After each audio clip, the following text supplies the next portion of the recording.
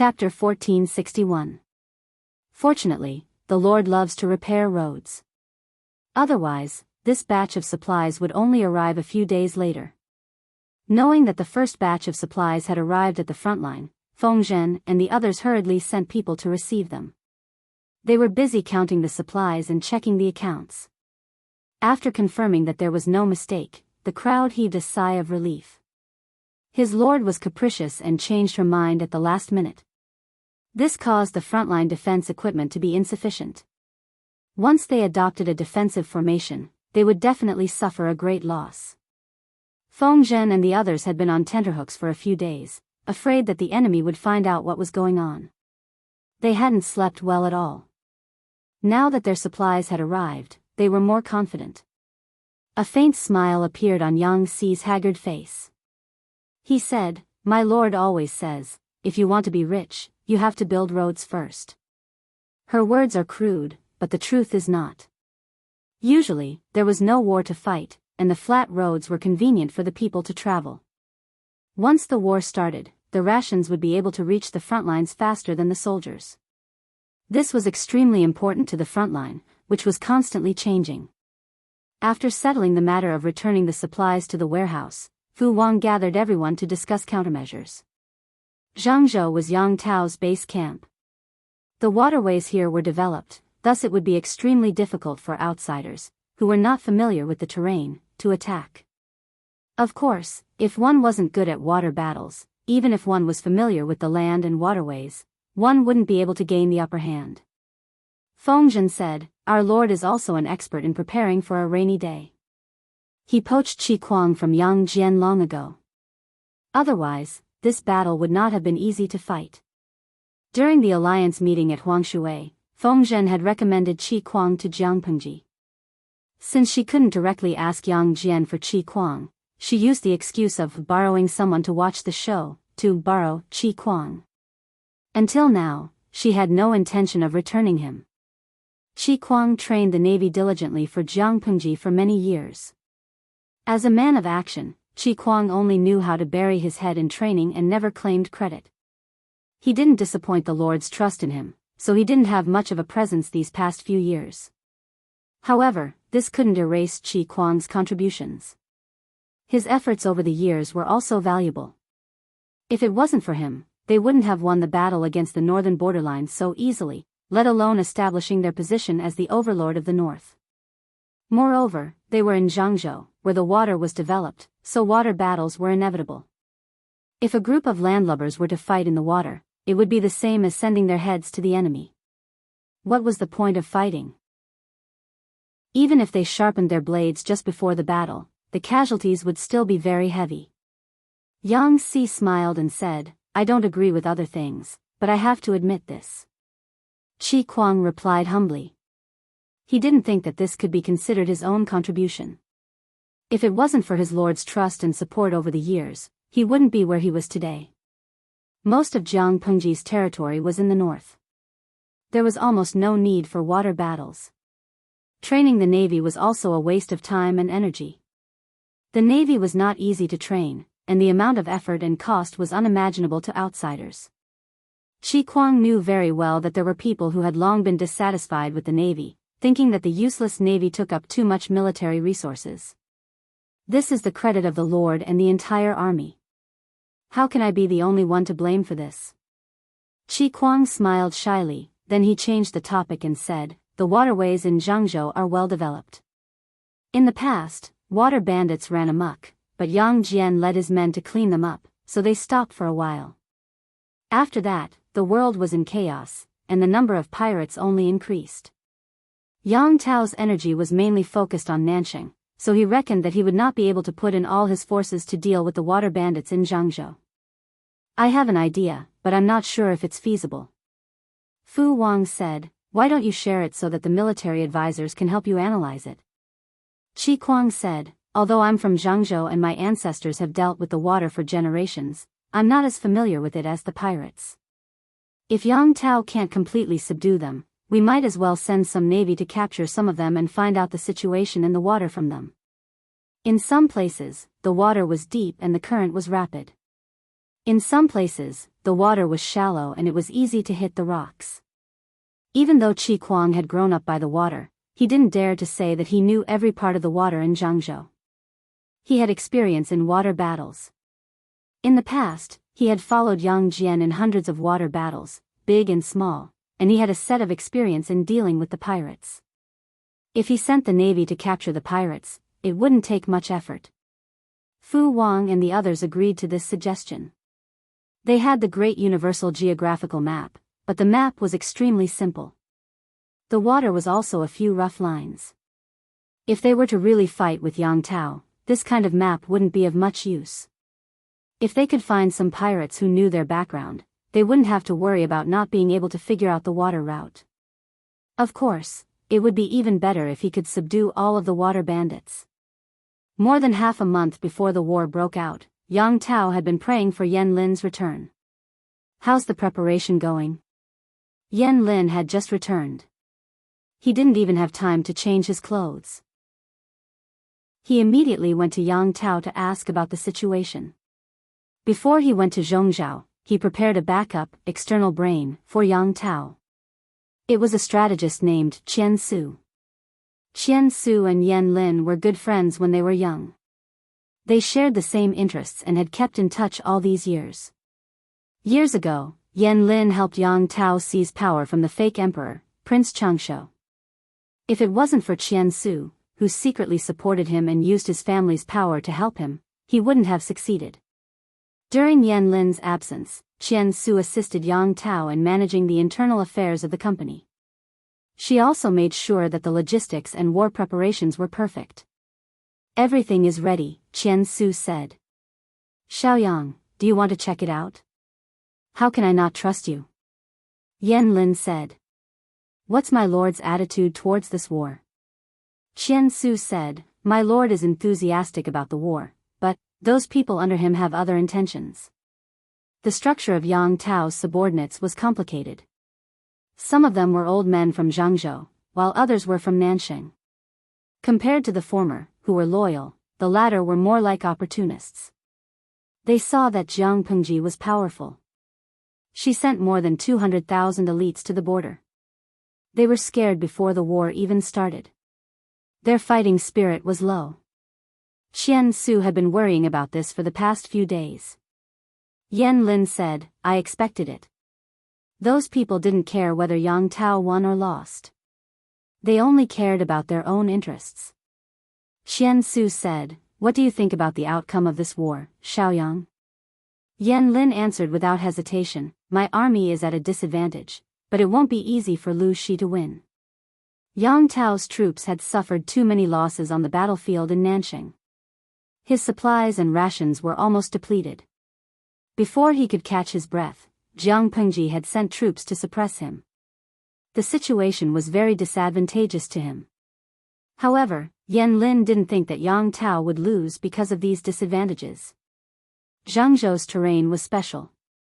The water ran through the whole territory.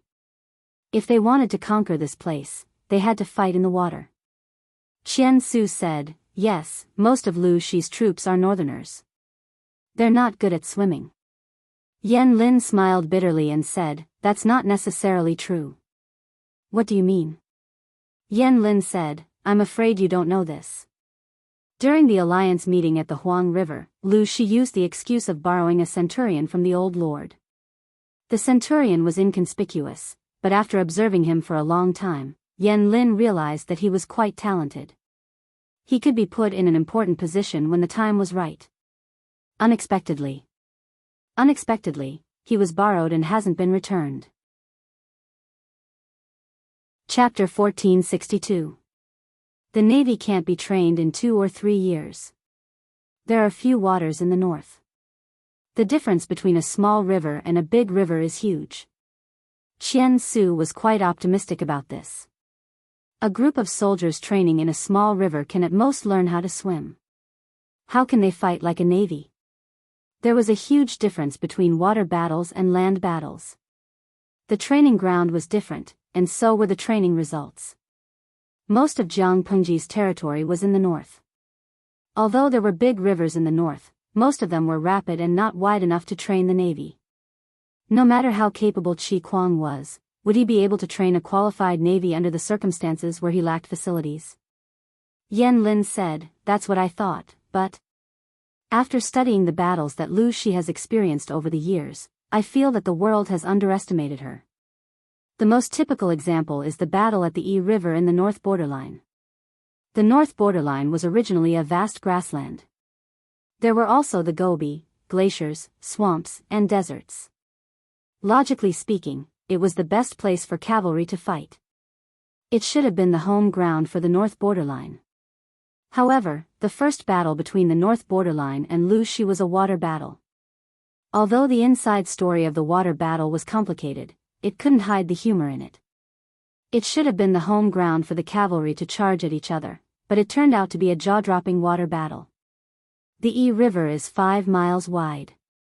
If we train the navy here, it won't be as effective as training on a river, but it's not that bad. The Yi River was the largest river in the north borderline.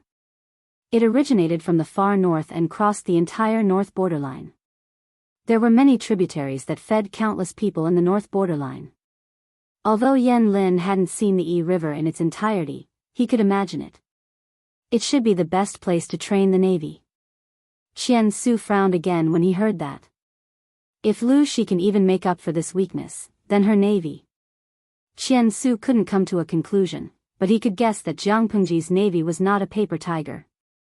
Not only did they have the advantage in numbers, but they also had the ability to fight. What are the chances of our army winning? He remembered correctly that Yan Lin had said that Yang Tao had a chance of winning.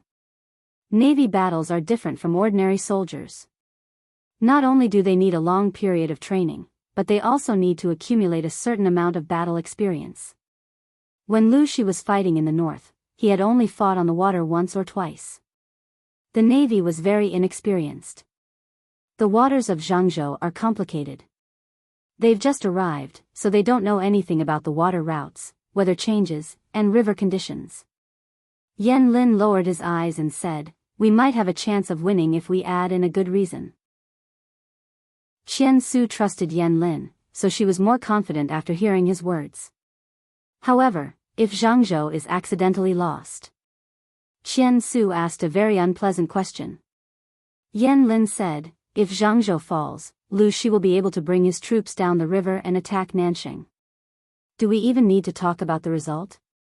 If they lost the battle in Jianghu, it would not be easy for Yang Tao to make a comeback.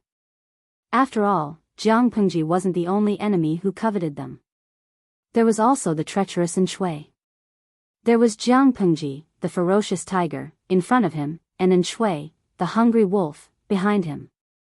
Yang Tao was a pitiful person with a sandwiched heart. While everyone else was confused and worried about their future, Yang Tao ate, drank, and slept well. His daily routine was to wake up, get dressed, wash up, eat, watch the Navy's training, deal with official documents, and be busy until the moon was high in the sky. Then he would go home to eat and play with his wife and son. Yan Shuxian had a bellyful of worries, but when she saw her husband doing what he was supposed to do, she suddenly felt powerless, as if she had punched cotton. "What are you worried about? Your husband won't be unable to protect you and your son." Yang Tao turned sideways to face her. Between the two of them was the babbling baby. The child grew up very quickly. He was fair, plump, and good-natured. He smiled when he met people. It was Yang Tao's first time being a father, so it was naturally refreshing. Yan Shuxian said, "I'm not worried about this. As long as I'm with you, it doesn't matter whether it's the world of the living or the underworld. Don't say such inauspicious things. The child has weak yang energy. Be careful not to provoke unclean things." Yang Tao made a few childish sounds and said, "But your husband has strong yang energy. Why don't you come closer? Don't worry about evil things, they can't come close to you and your son." Yan Shuxian was speechless. Yang Tao played with the baby for a while, then let out a long sigh and said, "Although you and Xiaoyang didn't say it, your husband knows very well.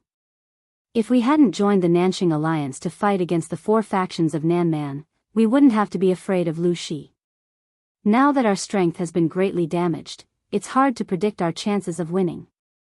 He knew very well, but he was the lord and the backbone of everyone. He couldn't be afraid of a battle. In today's world, one couldn't withdraw just because one didn't want to fight. Yang Tao not only had to be responsible for himself and the people under his rule, but he also had to be responsible for those who had followed him loyally. They didn't want to admit defeat, so Yang Tao couldn't have such thoughts. Yan Shuxian was stunned, and her expression was complicated. "What do you think, my husband?" Yang Tao said, "What else can I think? Let's fight. Whether we win or lose, it doesn't matter. Whether we win or lose, we just have to give it our all." He was a generous person, and he didn't have a strong obsession with winning or losing. If it wasn't for Yan Lin's support, he wouldn't have gotten to where he was today. "In the past, my dream was to be a knight-errant who would help the weak and punish evil," Yang Tao said calmly. "After my father passed away, I had no one to rely on. That's when I realized how childish I was. Fortunately, I wasn't alone. I had Xiaoyang to support me. After I got rid of the fake emperor and avenged my father, I had an idea. I can let anyone down, but Xiaoyang can't be disappointed." As long as Yan Lin still wanted to work hard, Yang Tao wouldn't give in even if he had to sacrifice his life. Yan Shuxian said, "My husband and big brother's friendship is enviable. In any case, we grew up together in open-crotch pants. He risked his life for me. How can I let him down?" Yang Tao smiled. "Now that I have the two of you, your husband will try his best to arrange a way out for the two of you." Yan Shuxian sighed softly and didn't say anything. She hugged the child in her arms tightly and leaned against his chest. She wanted to be optimistic, but she couldn't help but think too much about the current situation. Even though Yang Tao said he would protect her and the child, she didn't think life would be interesting without him. For a loving couple, it took a lot of courage to live after losing the other half.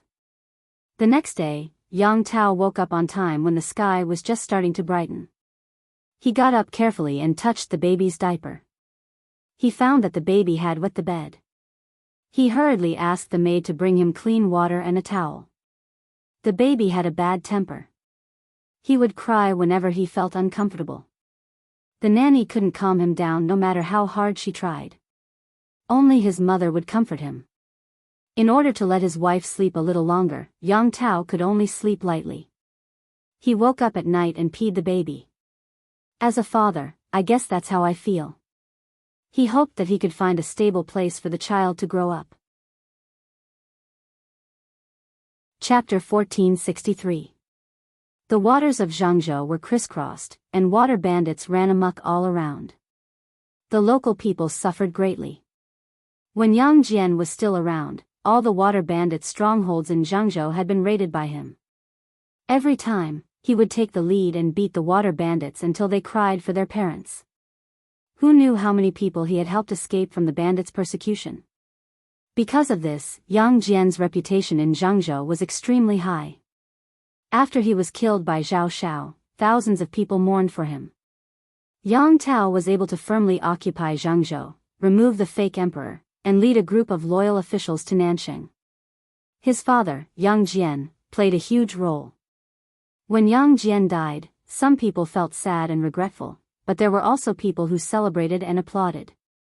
These people were not only Yang Jian's political enemies, but also the water bandits he had suppressed. The water bandits near the Jianghu watershed were not simple bandits. Some were forced to become bandits, but most were hereditary. Their ancestors were water bandits who kidnapped women to be their wives and forced them to give birth to children. When the children grew up, they inherited their father's occupation, raiding houses, robbing merchant ships, oppressing the people, and kidnapping women to give birth to their children. Because the number of water bandits increased, they were emboldened. At their peak, they even colluded with the local government. The prefectural officials secretly enjoyed the water bandits' tributes and turned a blind eye to their actions. Some officials and soldiers who accepted bribes would even leak information to the water bandits. After a few generations, the water bandits had become a malignant tumor attached to Jianghu. Yang Jian was an upright person who could not tolerate anything, so he did not care about their tributes or bribes. In his life, he had fought hundreds of battles, big and small, and destroyed hundreds of water bandits. The number of water bandits that died under his blade was uncountable. Some water bandits were stubborn, and the weeds on their graves were 2 meters tall. Others admired Yang Jian and were convinced by him. They willingly became his subordinates and fought with him. Yang Si sat on the deck and sighed. It's such a pity that such a good man died in the hands of a villain like Xiao Xiao. Mountains rose and fell on both sides of the river, and the mountains were filled with mist. The river wind blew, filling his wide sleeves and messing up his hair. For some reason, he felt like he was ascending to immortality. He stretched comfortably, looking as if he was enjoying himself, but his words carried a hint of malice. Xiao Xiao, that despicable man. I let him off easy back then, Yang Si said. If it weren't for him, a good man like Yang Jian wouldn't have died in vain. Be it in troubled times or prosperous times, people like Yang Jian were always worthy of praise. Senior Yang Jian is indeed a hero. Li Yun nodded in agreement. He said, it's a pity that we were not fated to meet. We only met a few times back then. Li Yun and Yang Si were dressed in luxurious clothes. The latter looked like a pampered gentleman who was ignorant of worldly affairs, while the former looked like a comfortable and wealthy master of a wealthy family. The reason they were acting like this was naturally to act as bait for the nearby water bandits to rob them. It was just that the pirates in the nearby waters were elusive and did not make any movements. Since they were bored, they pestered Qi Kuang to tell them about the famous people in Jianghu to kill time. Qi Kuang's favorite idol was his former boss, Yang Jian. He looked at Yang Jian with a 1-meter thick filter. He started from the story of the other party's youth and talked non-stop for 2 hours. Because of this, Yang Si and Li Yun sighed with emotion. To lure the water bandits into the trap, Li Yun and the rest disguised themselves as a team of businessmen. Afraid that the water bandits would not be well informed or would not take the bait, they even spread the news that they would bring 100,000 don of rations to Jianghu to be sold at a high price, earning a windfall from war. Some of the water bandits who talked about righteous bandits and thieves have their own principles, hated these kinds of businessmen the most. They would rob them every time they came, and it was easy for them to take the bait. At first, Li Yun was confused. He did not know the deeper meaning behind Qi Kuang's arrangement. Will they really take the bait? 100,000 don of rations is 100,000 don of rations. Why is there a need to emphasize shipping to Jianghu to be sold at a high price? Yang Si clicked his tongue and sneered. Hanmei, you don't understand. Even if they are water bandits, they are still human. Who doesn't care about their reputation? There is no profit to be made from robbing ordinary people, and they will even be scolded. There is no burden when robbing unscrupulous businessmen. Instead, they will feel that they are heroes who got rid of evil for the people. Those righteous bandits love to target merchants who are rich but have a bad reputation. They will earn a good reputation. When he said this, Li Yun understood. However, bandits are bandits. No matter what the person who was robbed did, it is a crime for bandits to rob things that do not belong to them. Would a group of bandits think that they are getting rid of evil for the people? Li Yun's brows furrowed so tightly that they could squash mosquitoes. No matter how many excuses they have, it is just a cover. Yang Si laughed heartily. Hanmei is right to think that way, but ordinary people are easy to deceive. Qi Kuang echoed, the military advisor is right. There are indeed many self-proclaimed righteous bandits in the Jianghu River basin. They specialize in robbing rich merchants and boast that they are robbing the rich to help the poor. They protect the local fishermen from being harmed by other bandits, so the fishermen who receive their kindness regard them as heroes. What's more, some fishermen take the initiative to inform the water bandits or erect longevity tablets in their homes to worship them. Li Yun shook his head. This is really strange. The people are too easy to deceive. Yang Si said, Hanmei, this story teaches us a principle. Guess what it is? Li Yun frowned and thought for a while, then said uncertainly, reputation? Yang Si smiled and clapped his hands. Yes, no matter what you do, you must use the tiger skin of a good reputation. As long as this reputation is strong enough, even if you commit murder, arson, rape, and plunder, the people will feel that what you did was right and good. They will applaud and cheer for you. Lian said, Teacher, you are teaching bad people. Yang Si smiled and said, Teaching bad people? Is it my turn to teach this? Turn your head and look at our Lord. This is what an expert should be like. When had his Lord not done the same thing when she did something bad? Lian's expression darkened. How can we talk about the Lord behind her back? Yang Si waved his hand. Even if the Lord heard it, she wouldn't have any objections. At this moment, Lian's sharp ears caught a sentence. No, she has a lot of objections. Lian roared, Who's hiding there? Oh my God, I've been discovered. Lian stood up abruptly and kicked open the door that was blocking his way. He grabbed the back of the collar like he was holding a cat and pulled out the person hiding behind. Warrior, you have great arm strength. It was obvious that he had been caught red-handed, but not only did the person not feel guilty, he even applauded Lian. The little angel, Han Mei, was indeed an excellent man. His arm strength was enviable. He could lift a person weighing more than 100 kilograms just like that. Yang Si burst out laughing when he heard this. Lian blushed. Although Qi Kuang did not laugh, there was a hint of a smile in his eyes. Chapter 1464. The one caught by Li Yun was a fisherman's daughter. Her looks could only be said to be delicate and pretty, but her eyes were extremely lively and full of spirit. Li Yun and the rest pretended to be merchants, but they could not use warships. They could only spend money to borrow a civilian boat from the nearby fishermen. They also borrowed a few fishermen who had been fishing nearby for generations to lead the way. In order to prevent the fishermen from leaking the news, they did not tell them their true identities.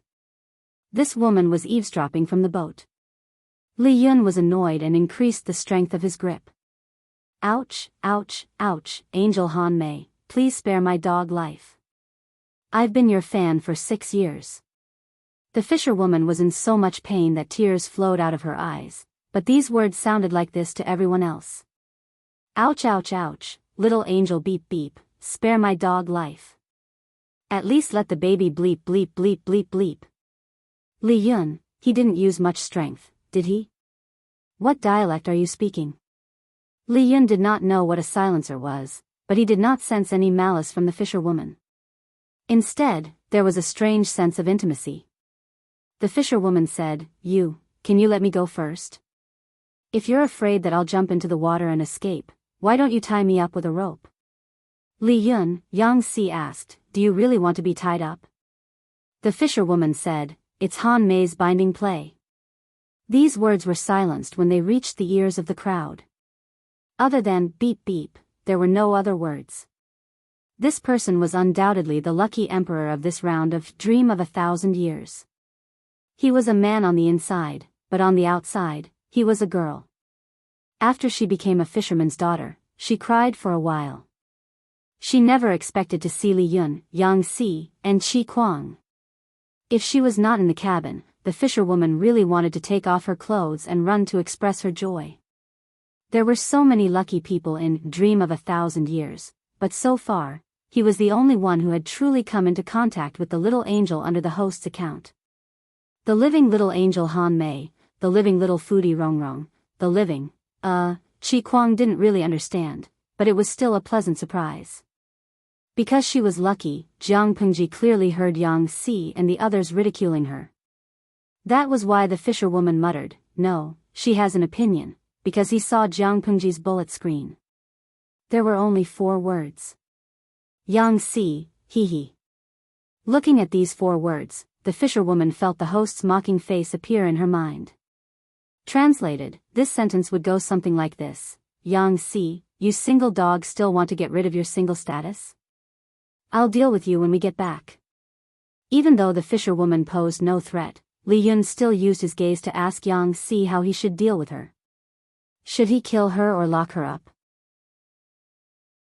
The fisherwoman was so happy that she did not notice the exchange between the two of them. Jianghu, on the other hand, understood and signaled the fisherwoman to save herself. Through the screen of the live streaming room, the fisherwoman could treat Li Yun and the others as her idols, but Li Yun did not know that. He would only treat the fisherwoman as a threat and kill her. When she realized this, the fisherwoman shuddered. Li Yun released his shackles. He half knelt on the ground and hugged Li Yun's calf, wailing. "Don't kill me, I'm innocent. Warrior, you might not believe me when I say this, but I'm actually a mountain ghost that has become a spirit in the nearby mountains. I've mischievously possessed this body. If you kill me, I won't die, but this pitiful little girl will die." Li Yun wanted to call for people to tie up the fisherwoman and lock her up, but he did not expect to hear these words. Mountain ghost? Li Yun held onto his sword with one hand and guarded against the fisherwoman who was hugging his leg. If he had the slightest intention of harming someone, Li Yun could cut him into two in an instant. Yes. The fisherwoman rolled her eyes and immediately said, "I'm a mountain ghost that has become a spirit in the mountains. I know many things." Yang Si knew at a glance that she was lying. He frowned slightly. The fisherwoman cried miserably, tears and snot flowing down her face. Her hands that were hugging Li Yun were trembling in fear.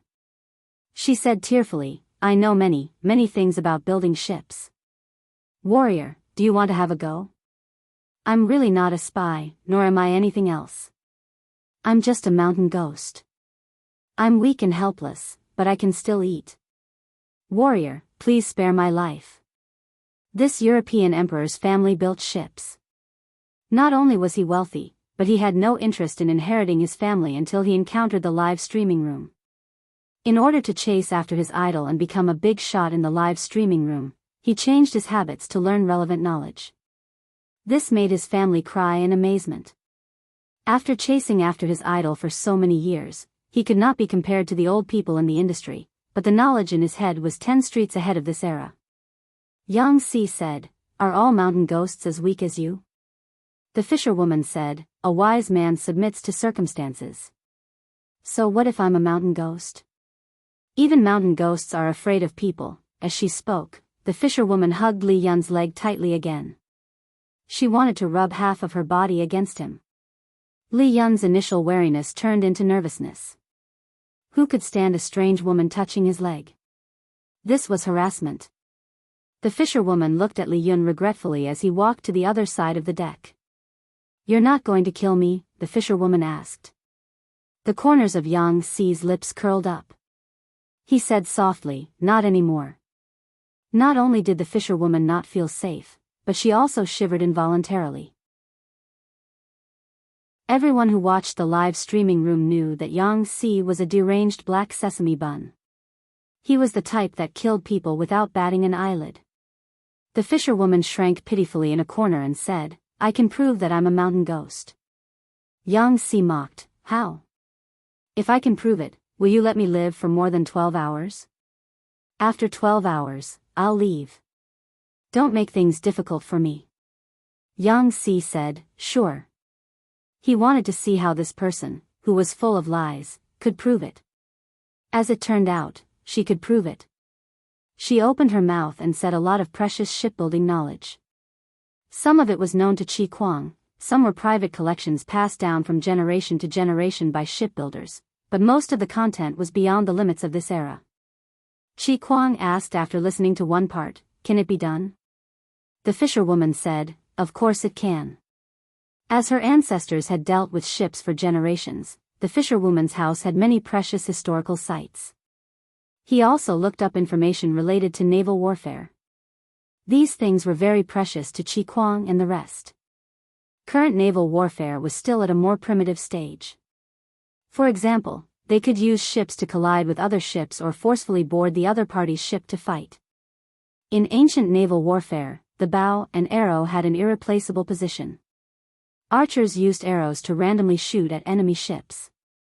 The arrows would often come into contact with flammable substances and burn the enemy's ship. The advance and retreat of the entire army depended on the boatmen. Because the transmission of information was delayed, the response of the warship was often slower. In the absence of firearms, the quality of the warship directly determined the outcome of naval warfare. A sturdy and huge warship could completely crash and smash the enemy's small, broken boat into pieces. The warship on Jiang Pengji's side was not considered bad, but it was not much better. If the warship was used to collide with the enemy's warship, it would be scrapped after a few hits. However, the fisherwoman's suggestion gave Qi Kuang a different train of thought. Even if it was just a verbal suggestion, Qi Kuang knew that if the fisherwoman's suggestion came to fruition, his army would have a great advantage in the battle on the water, and they would be able to reduce many casualties. Yang Si stood up and bowed to the fisherwoman. The fisherwoman was so scared that her legs turned to jelly. QAQ. Chapter 1465. You, what are you doing? Don't scare me, I'm very timid. I usually scream when I see a cockroach. The fisherwoman was confused by Yang Si's action, but she knew how difficult Yang Si was to deal with. She dared not offend him. Seeing the fisherwoman's reaction, the salted fishes wished they could climb into the screen and accept Yang Si's bow for her. They had been following the live stream for so many years, but when had they ever seen Yang Si like this?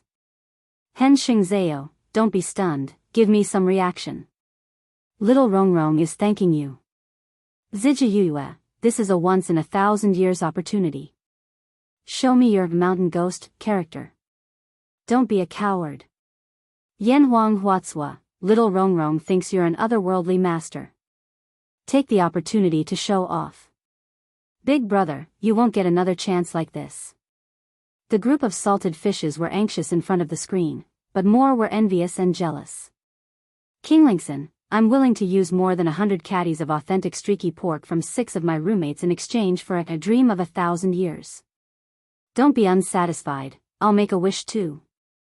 I'm willing to use the keyboard that Tang Chi used to copy and paste in exchange for a dream of 1,000 years. The salted fishes cheered happily while the fisherwoman clenched her fists nervously, not knowing how to react. I've offended you just now. Please forgive me, little lady.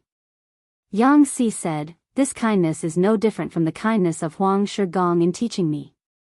Little lady, even though she knew that little lady was a term for unmarried women in this era, the fisherwoman still blushed disappointingly. No, you don't have to apologize. I'm already very happy that you didn't kill me. The fisherwoman paused after saying that. She seemed to have thought of something as her eyes evaded. Then if you really want to thank me, can you help me fulfill 2 small wishes? The fisherwoman used her thumb and forefinger to make a short gesture, indicating that his wish was really not that great. Yang Si was not surprised. He said, as long as it's within my capabilities, and does not violate filial piety and benevolence, I will naturally do my best to help you fulfill your wishes. The fisherwoman said, can you let him call me little lady? He pointed at Lian. Even though he was a man, it did not stop him from liking the little angel Han Mei. He was a veteran fan of Lian's father's fan club. When Lian got married, he even generously threw money at him. Yang Si, what kind of wish was that? Lian was also confused. Was there a special title for little lady? Since it was just a greeting, Lian naturally wouldn't reject it. When he said the 3 words, little lady, with a slight accent, the fisherwoman felt that her heart was blessed by Cupid and Yu Lao at the same time. He wanted to climb the wall and jump ship from his father's fan club to his girlfriend's group. There was a video recording in the streaming room. When he returned, he wanted to cut off the little lady that Yang Si and Li Yun were talking about and use it as his ringtone. Ahem, the second wish, the fisherwoman rubbed her hands nervously. Her flushed cheeks made Yang Si slightly suspicious. My second wish.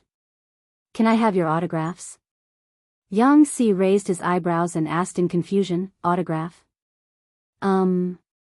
It's rare for me to come here, so I want to take something from my idol as a souvenir. The fisherwoman said pitifully, the mountain is very boring, and I can't stay in the human world for long. Do you know how rare it is for me to possess a body? Autograph as a souvenir. Yang Si was a little hesitant. He didn't know what she wanted to do with his autograph. If it was really a wild mountain spirit, Yang Si felt that it was somewhat unreliable based on the supernatural novels that he had read. On second thought, it wasn't hard to get their handwritten words. Yang Si had the habit of practicing calligraphy on a daily basis, so he didn't know how many useless manuscripts he had written. If this mountain spirit really had evil intentions, there were plenty of channels. There was no need to use such precious information as bait. In the blink of an eye, countless thoughts flew through his mind. After some consideration, Yang Si smiled and agreed. Although it was a personal autograph, Yang Si didn't write his name. Instead, he wrote a congratulatory message. He pretended to ask casually, "What's your name?" The fisherwoman subconsciously said her real name, but the system didn't allow it. After muting it, it turned into the ID of the streaming room. "My name is Eating with Feet Buckled." Yang Si's hand paused, almost ruining the entire piece of paper. The fisherwoman also received the system's explanation. She suddenly had the urge to cry, but no tears came out. Damn it, of all the IDs, why did it have to be called Eating with Feet Buckled? Great, how embarrassing. Li Yun's gaze also changed. He said in surprise, "Why is there such a strange name like Eating with Feet Buckled?" It was fine if it was strange, but the key was that it was very wretched.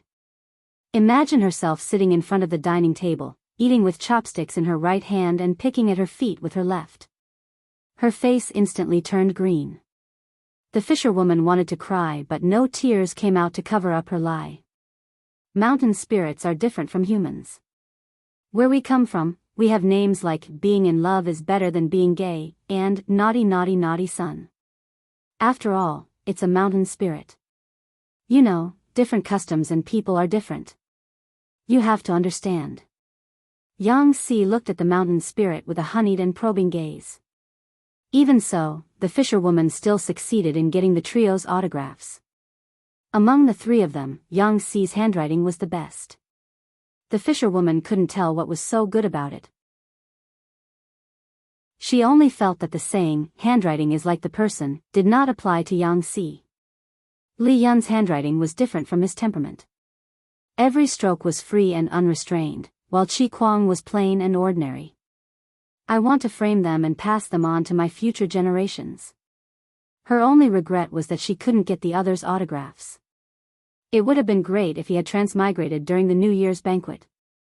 Most of the streamer's staff would have gathered and she could have completed the entire illustrated handbook achievement in one go. Just as the fisherwoman finished speaking, the boats in front suddenly raised their guard. Yang Si's expression turned cold and he said, "They're here." The fisherwoman didn't know when they had arrived. After a while, she saw a dense group of unfamiliar boats approaching from the end of the river. The people on the boats looked fierce and she immediately had an ominous premonition. Li Yun told her to hide in the cabin. The water bandits were unreasonable existences. It wouldn't be good to accidentally injure him. "There won't be any danger, right?" the fisherwoman asked Li Yun nervously. Li Yun said, "They're just some water bandits." Because of Yang Si's arrangements, the water bandits knew that this was a big deal. Almost all the young and strong men of the water bandits were mobilized. There were more than 1,000 of them. Water bandits of this scale were considered above average among the water bandits, but 100,000 dawn of rations was worth mobilizing such a large force.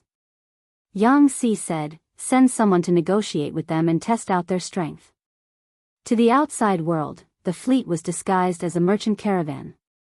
The people standing on the deck were either rough men in plain clothes or elderly boatmen. Although there were a few armed servants on the outer boats, they posed no threat to the water bandits. The water bandits said, "We don't want your lives, we only want your money. If you know what's good for you, leave your money and leave." Chapter 1466. Why would the water bandits agree? Wasn't the 100,000 dawn of rations transported to Jianghu to make a fortune? These unscrupulous merchants were willing to do anything in order to earn blood money. Instead of letting them harm the people with the rations, they might as well rob them to feed the thousands of brothers in the village. If they had not been well informed, suppressing the news and acting secretly, such a fat sheep would have been snatched away by someone else. Yang Si stood on the deck, waiting for the other party's reply. The water bandits' ships had already surrounded the fleet. The fisherwoman stuck her head out curiously and looked around. With the good vision of this body, she could see the figures of the water bandits in the distance. Usually, she watched the live stream through the screen, so no matter how bloody the scene was, she could get used to it. Now that she was in the flesh, she panicked. To ease her nervousness and fear, the fisherwoman could only force herself to focus on the bullet screen. Because the fisherwoman had not transmigrated for a long time, everyone did not know that Yang Si was enforcing the law. Instead, they thought that Yang Si and the others were escorting rations to the front line. They did not expect to meet water bandits along the way and face the predicament of being robbed. Tudu Faccio, we're done for. They're not friendly. The food transport fleet did not bring many soldiers. We're going to be robbed. Deng Hai Kwangma, it's fine if the rations are lost, but the people can't be harmed. Fireworks era, this is strange. Why do you think that the people in the cabin are rations and not people? Countless bullet screen comments flew by. The fisherwoman became more anxious the more she read. When she transmigrated, she was in the cabin. There were only about 10 guards, and the rest were sacks of rations. It was obvious that the other ships were in the same situation. The entire fleet probably did not have as many people as the water bandits. If they fought, they would lose. The fisherwoman bit her lips secretly, not knowing that the situation outside had changed again and again. The fleet deliberately showed weakness to encourage the water bandits, giving them the illusion that the fleet had more rations than people, so they were not a threat. Leader, don't talk nonsense with them. We can't afford to waste time, a small leader of the water bandits said. We're too big of a target. If we attract the attention of the nearby villages, it'll be difficult for us to take everything for ourselves. Why don't we try boarding the ship and see what's real? The leader of the pirates also thought the same. The longer this dragged on, the more trouble there would be. He immediately ordered his minions to approach the ships on the periphery and force their way onto the decks to rush into the cabins. The cabins were filled with bags of food. The lackeys were very arrogant. They kicked the guards who tried to resist into the water and shouted, "Boss, it's all food." The surrounding boats were all in the same situation. The leader of the pirates immediately gave the order. Seeing this, the corners of Yang Si's lips curled up into a cold smile. The fisherwoman accidentally saw it, and she shuddered involuntarily. From the beginning to the end, Yang Si did not show any signs of panic or confusion. He should have known that he had a card up his sleeve. They're coming. The fisherwoman saw the ferocious water bandits board the deck, and her heart beat like thunder. Her hands and feet became ice cold, and her face was completely drained of blood. Li Yun stood at the side and said in a deep voice, "Don't panic. Just watch." The fisherwoman could not help but widen her eyes as she saw a scene that she would never forget for the rest of her life. The water bandits discovered that the ships on the periphery were all loaded with food. In a moment of excitement, their wariness was greatly reduced, and they did not discover the hidden danger. When the water bandits boarded the deck and entered the cabins, what they saw was not food, but a butcher's knife that had been waiting for them for a long time. Screams rose and fell. Before long, corpses fell into the water like dumplings, instantly dyeing the water red. Before the water bandits could react, Yang Si ordered the boats to change positions and block their path, wrapping them up like dumplings. The water bandits were caught off guard. They had no way of putting up any effective resistance and were instead slaughtered. They could not defeat the enemy, and there was no way to escape with their boats. Left with no choice, many of the water bandits chose to jump into the water. They had been around water since they were young and were very good swimmers. But Yang Si did not plan on letting them go. Rows of archers shot arrows into the water. The fisherwoman witnessed all of this with her own eyes. The corpses on the water surface sank and floated up again. Fresh blood dyed the blue water scarlet. She was in a daze and did not notice that a water bandit had climbed onto the boat to launch a sneak attack. When Li Yun chopped the man into two, fresh blood sprayed all over his face and the water bandit's head rolled in front of him. Only then did the fisherwoman react. She screamed in fright. This was definitely not a good experience for the fisherwoman. He lived in a harmonious society where firearms were controlled. The bloodiest scene he had seen since he was young was when the husband of his neighbor in the countryside abused his wife, beating her until her face was swollen and her nose was black and blue as she wailed and screamed. To him, this was an extremely deep psychological trauma. He did not expect that after transmigrating, he would witness so many living people dying in front of his eyes. The fisherwoman was so frightened that tears flowed from her eyes, giving Li Yun a fright. As it was a fishing operation, the water bandits were caught off guard. Yang Si did not have to pay much to obtain a great victory. Yang Si said, "Interrogate them properly. If they are willing to work for us, spare their lives. If they can't, deal with them." Most of the water bandits were tough on the outside but weak on the inside. They were not hard to deal with and could be subdued with a little effort. Yang Si was not very worried. On the contrary, the man who called himself Mountain Ghost was crying very miserably. His courage was even smaller than his daughter who was not even 1 year old. "Why are you crying?" Yang Si asked him. The fisherwoman took a while to recover. Her hands and legs were weak. Dead people. The fisherwoman did not know if she was lucky or unlucky. Not only did she meet Li Yun and the rest, but she also received their autographs and blessings. It should have been a good thing, but she did not expect so many water bandits to jump out in the next second and put on a one-sided massacre in front of her. Yang Si said coldly, "In troubled times, there are no places where people don't die." The fisherwoman had heard similar words from others when she watched the live stream. At that time, she felt it was rather cool, but now she felt exceptionally sorrowful. I thought, killing people was against the law," Yang Si sneered. "That was during the Golden Age. In Golden Age, killing people is against the law. In troubled times, human life is less than grass." His observational skills were meticulous and he could more or less see some clues. Even though he did not know where Mountain Ghost came from, he did not look like an evil person. His living environment should be very simple. The fisherwoman held back her tears. At the same time, she felt a little fortunate. Fortunate that she had only transmigrated for 12 hours.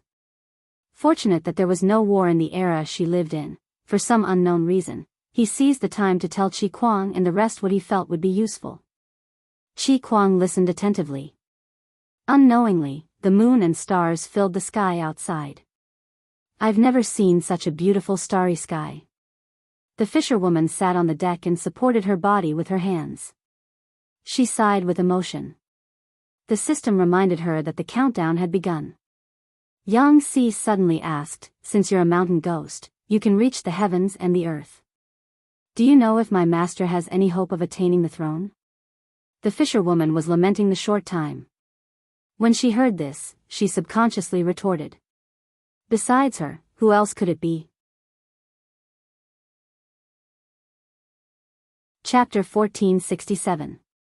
Seeing that Yang Si was rooted to the ground, the fisherwoman walked forward with a grin. She placed one hand on her waist and patted Yang Si's shoulder with the other.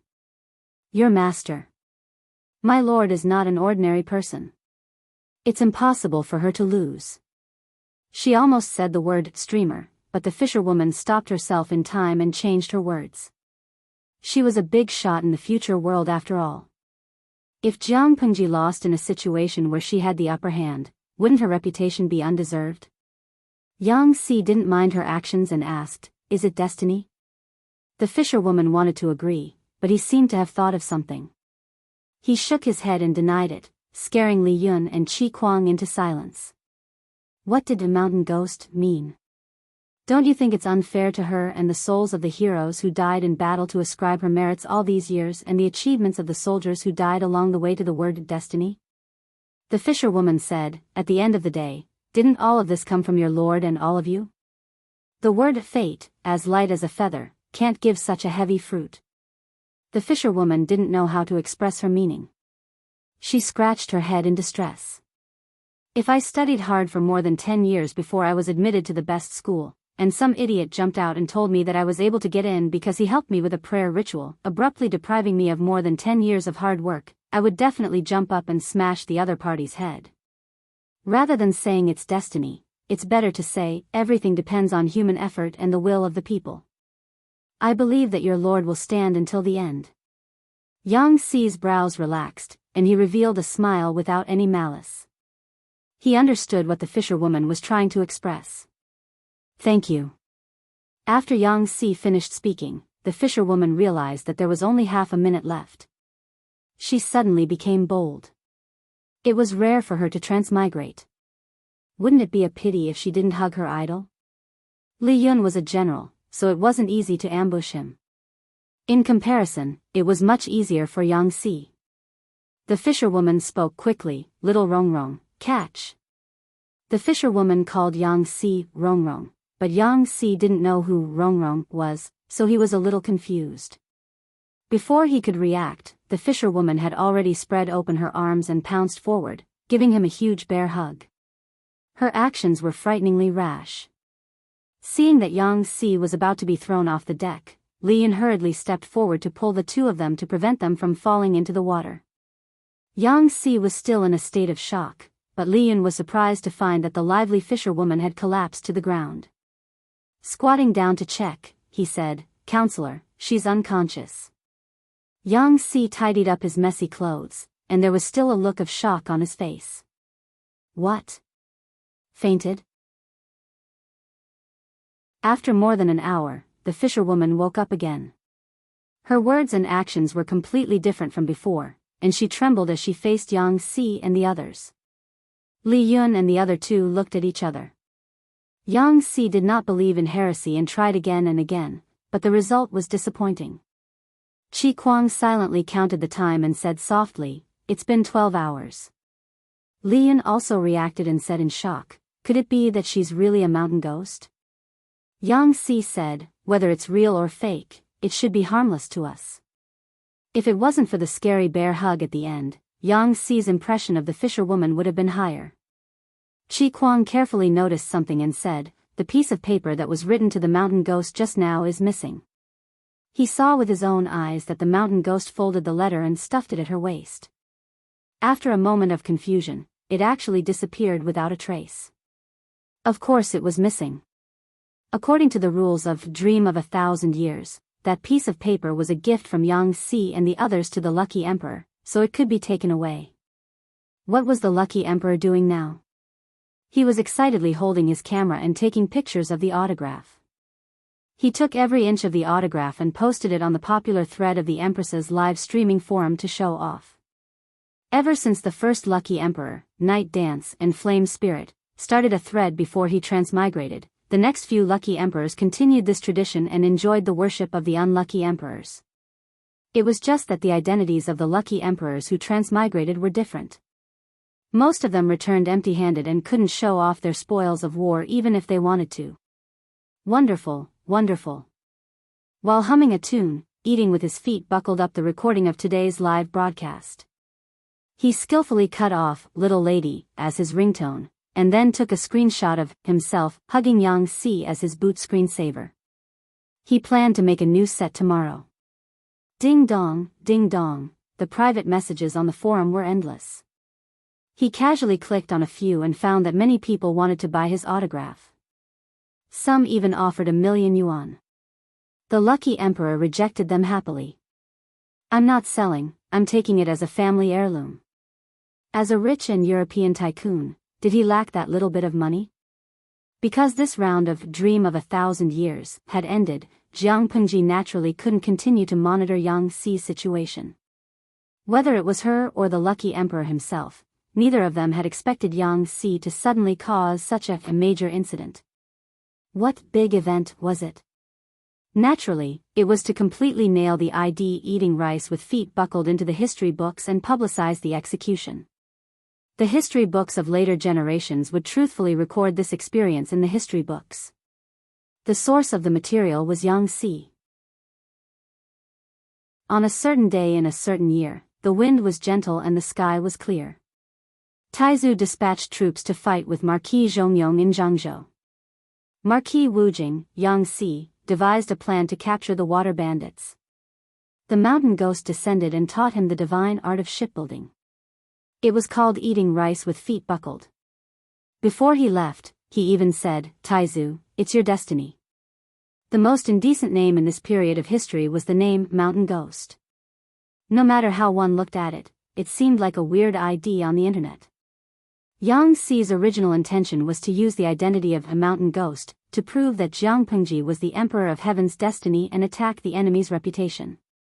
However, Jiang Pengji saw the pitiful idea of mountain ghost go down in history. She didn't know whether she should feel sorry for it or not. Not only was eating rice with feet buckled, but mountain ghost's nonsense, gay is better than love, and coward were also publicly executed. Regarding this, the feelings of countless college entrance examination students in the future were quite unified. The ancients were really king good at having fun. Their names were like internet usernames. They all felt that it was so dirty. Why would the ancients write them down in the history books with a calm expression? Why would the teachers who wrote the test papers make them into exam questions with a straight face? Wouldn't they be unable to hold back their laughter when the test papers were published? Mountain Ghost was a proper mountain ghost, but it was a pity that the name was not a proper one. This matter was also a story for a long time in the future. Yang Xi had the intention to expose the fact that Mountain Ghost conveyed the destiny of heaven to build momentum for his lord. Although he was not as proficient in public opinion as Wei Ci, he had learned a little from what he saw and heard. Li Yun said, "No wonder the military counselor asked Mountain Ghost that question back then." "If her answer is not to your liking," Yang Xi said coldly, "if it's not to your liking, why keep her alive?" Of course, it was to silence her. Any words and actions that were detrimental to the Lord, or the words of a spiritual monster like Mountain Ghost, must not be leaked. Li Yun pinched his chin and said, "Will outsiders believe it?" Yang Xi did not panic at all. "Do you know what 3 men will become a tiger and the public's mouth can melt gold means?" As long as there were more people who said it, there would naturally be ignorant people who would believe it. When there were more ignorant people who believed it, the false would become true. Chapter 1468. The pirates weren't as tight-lipped as expected. Instead, they were much more relaxed. They confessed after a few rounds of torture. Li Yun asked, "What do you plan to do? Take down the pirates one by one?" Yang Xi replied, "What else? Yang Tao's troops don't care about this area at all. We can take the opportunity to catch more pirates. First, we can familiarize ourselves with water battles. Second, we can familiarize ourselves with the environment. Third, we can make a name for ourselves." A while ago, we found out that many people still remember Yang Jian's kindness. With Yang Jian's death, Yang Tao's good reputation fell to him. Our army's reason for sending troops is a bit far-fetched. Even if we spread rumors that our lord is the son of destiny, the local people are still against us. Why don't we take the opportunity to do some good deeds and build up our connections? Yang Xi was a man of action. He would put his ideas into action if he had them. He planned to use the Mountain Ghost to build up Jiang Pengji's reputation. Naturally, he wouldn't drag things out. Instead, he chose to carry it out swiftly and decisively. Yang Xi had people make up a nursery rhyme about the Mountain Ghost and let the street urchins and beggars spread it. In less than 3 days, the news had reached Yang Tao and the others. The ignorant people believed it, but Yang Tao and the others could tell that it was intentional. A psychological attack? Yan Lin laughed mockingly as he tossed the book aside. He didn't believe in the son of destiny at all. Since ancient times, how many emperors had pretended to be immortals to make themselves look good? Strange signs at birth and strange dreams of the mother were nothing more than lies used by the common people to deceive the ignorant. If he was really the son of heaven, why were there so many people who lived less than 100 years old? What live as long as the heavens and live 10,000 years? They were just bullsh*t. Jiang Pengji agreed with Yan Lin's idea. In ancient times, this would be a myth. In the future, it would be a marketing, and a shameless brainwashing marketing at that. Qian Su laughed. With such momentum, if Lu Shi loses, it will be interesting. Yan Lin looked down and sneered. He said, Lu Shi's subordinates are just like their lord. They are proud and strong-willed. They probably realize that our lord's reputation in Jianghu is unshakable. They are afraid that the people will interfere at a critical moment. That's why they came up with this plan. They didn't know that this plan had also pushed their lord into the teeth of the storm. The will of the heavens? As long as Jiang Pengji was not the one who sat on the throne in the end, she would become the joke of the ages. There are pros and cons to this. If she succeeds, she will have a mysterious halo around her. The ignorant people in the world do not have the courage to fight against the immortals. If he failed, it would just be another joke in the annals of history. Qian Su asked, is Lu Shi declaring her ambition to the world? Yan Lin said, even if she doesn't say it, who in the world doesn't know of her ambition? Qian Su smiled and said, there's still a difference between what everyone knows and what she admits herself. Yan Lin and the others didn't pay much attention to the fact that the mountain ghost had taught them how to build ships. Shipbuilding was a secret skill that could not be taught to outsiders. All the famous craftsmen in the south had been recruited by Yang Tao. Those who weren't taken in were mostly raised by others. How high could the standard of Jiang Pengji's warships be? No matter how powerful he was, could he be more powerful than them? The waters south of Jianghu were more developed. Shipbuilding technology had been accumulated and improved over the generations. It was considered the best in the world. Most of Jiang Pengji's troops were from the north. Even if she had planned for the navy years in advance, shipbuilding technology was not something that could be improved by Qi Kuang alone, let alone secretly learn it in a short period of time. According to the estimation of Yan Lin and the others, Jiang Pengji's warships should be slightly inferior to theirs. Naval warfare was not only demanding on the navy, but also on the quality of the warships. Even if the navy was strong, they couldn't defeat the enemy without strong warships. Yang Si killed the pirates while fishing. He used interrogation and other techniques to perfect the great universal geographical map of the nearby waters. Such a big movement couldn't escape the eyes of Yan Lin and the others. Yang Tao said, why don't we send someone to test the strength of their navy? Yan Lin said, yes, that's what I was thinking. Thus, one group of people disguised themselves as merchants, while the other group disguised themselves as pirates. The two groups of people coincidentally met in a certain region of water. After a short fight, Yang Si had a bad feeling and ordered a retreat. Yan Lin and the others didn't chase after them. What's the situation? For the sake of safety, Yang Tao, Yan Lin, and the others didn't go personally. They only sent a general who was experienced in naval warfare. There were only about 1,000 people on both sides. The battle didn't last long because it was just a test, so it wasn't a fierce battle. As an experienced general, the general had some information about the enemy. He said, I'm afraid the enemy is harder to deal with than we expected. Yan Lin raised his eyebrows. He didn't expect this answer. What about the boats they used? The deputy general said, according to this general's judgment, they should all be the boats of the nearby fishermen. The civilian boats couldn't compare to the warships in terms of size and sturdiness. However, to avoid alerting the enemy, they didn't use warships either. Instead, they used civilian boats that the pirates often used. In terms of boats, the two groups were about the same. The only difference was the combat ability of the soldiers. Yan Lin asked the general about their combat ability, and the general answered truthfully. In short, if he hadn't known that the enemy was a northerner, he wouldn't have been able to tell the difference between them and the navy from the south. They were good swimmers and coordinated well. They didn't panic at all. This was clearly a well-trained elite of the navy. If the general hadn't retreated in time, he would have been caught by the enemy and exposed. Even so, he felt that the enemy had realized what was going on. Yang Si guessed it. The pirates they encountered this time were very cooperative.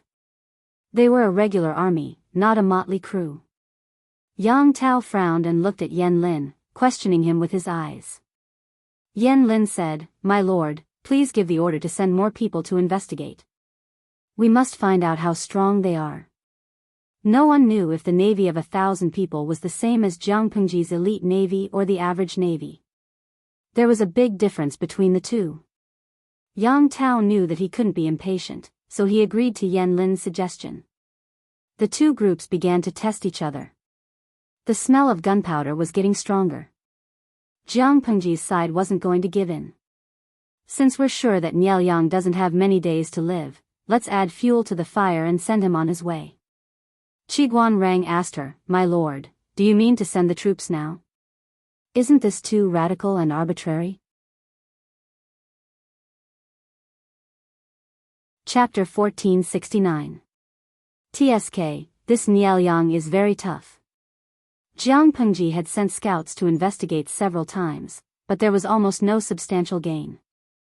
Many scouts were killed because their identities were exposed.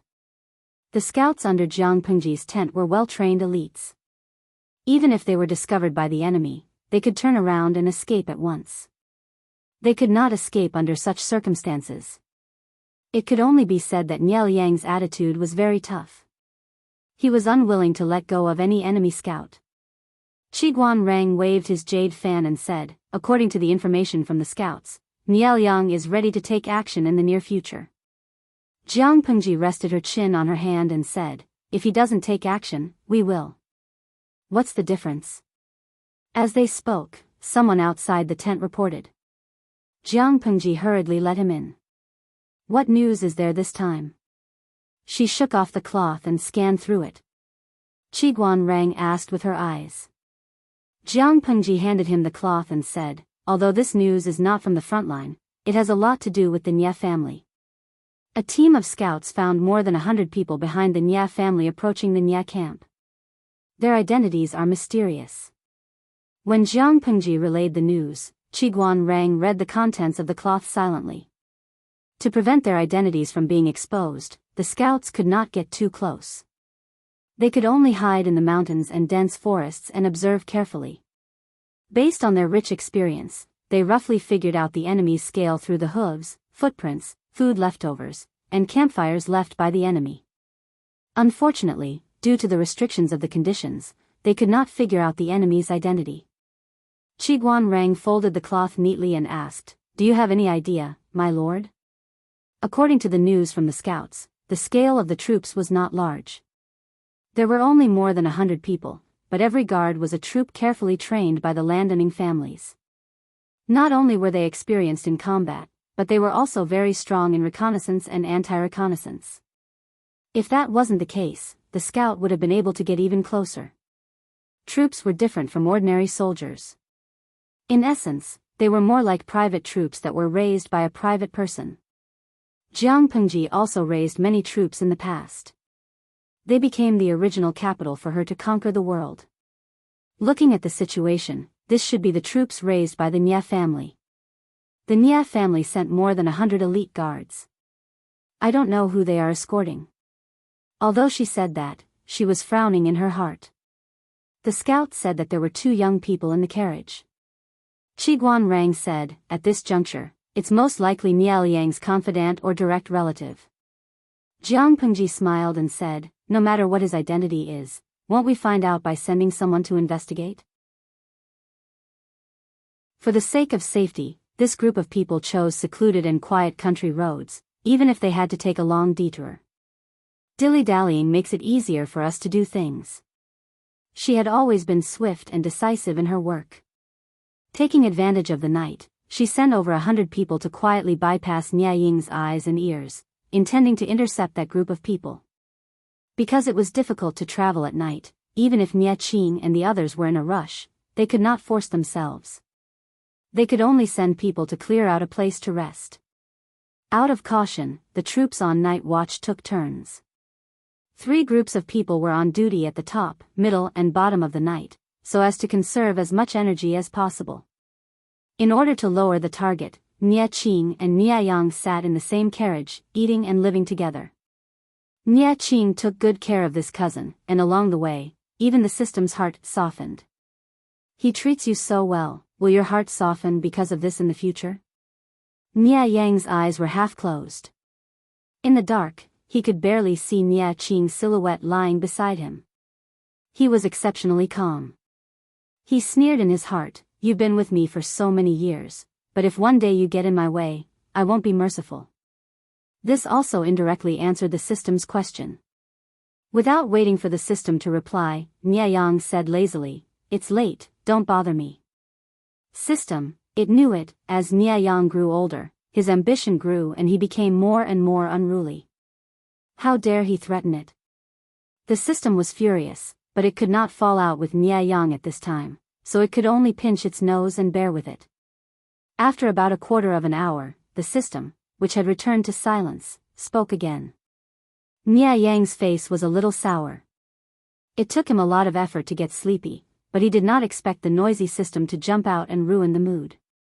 The system explained faintly, "It's not that I want to disturb your sweet dreams, but there are enemy forces approaching 2 miles away." Nie Yang woke up in an instant, all the sleepiness gone. He pretended to be startled awake by the nightmare. His nostrils flared, his breathing heavy, cold sweat dripping from his forehead, and fear lingering in his eyes.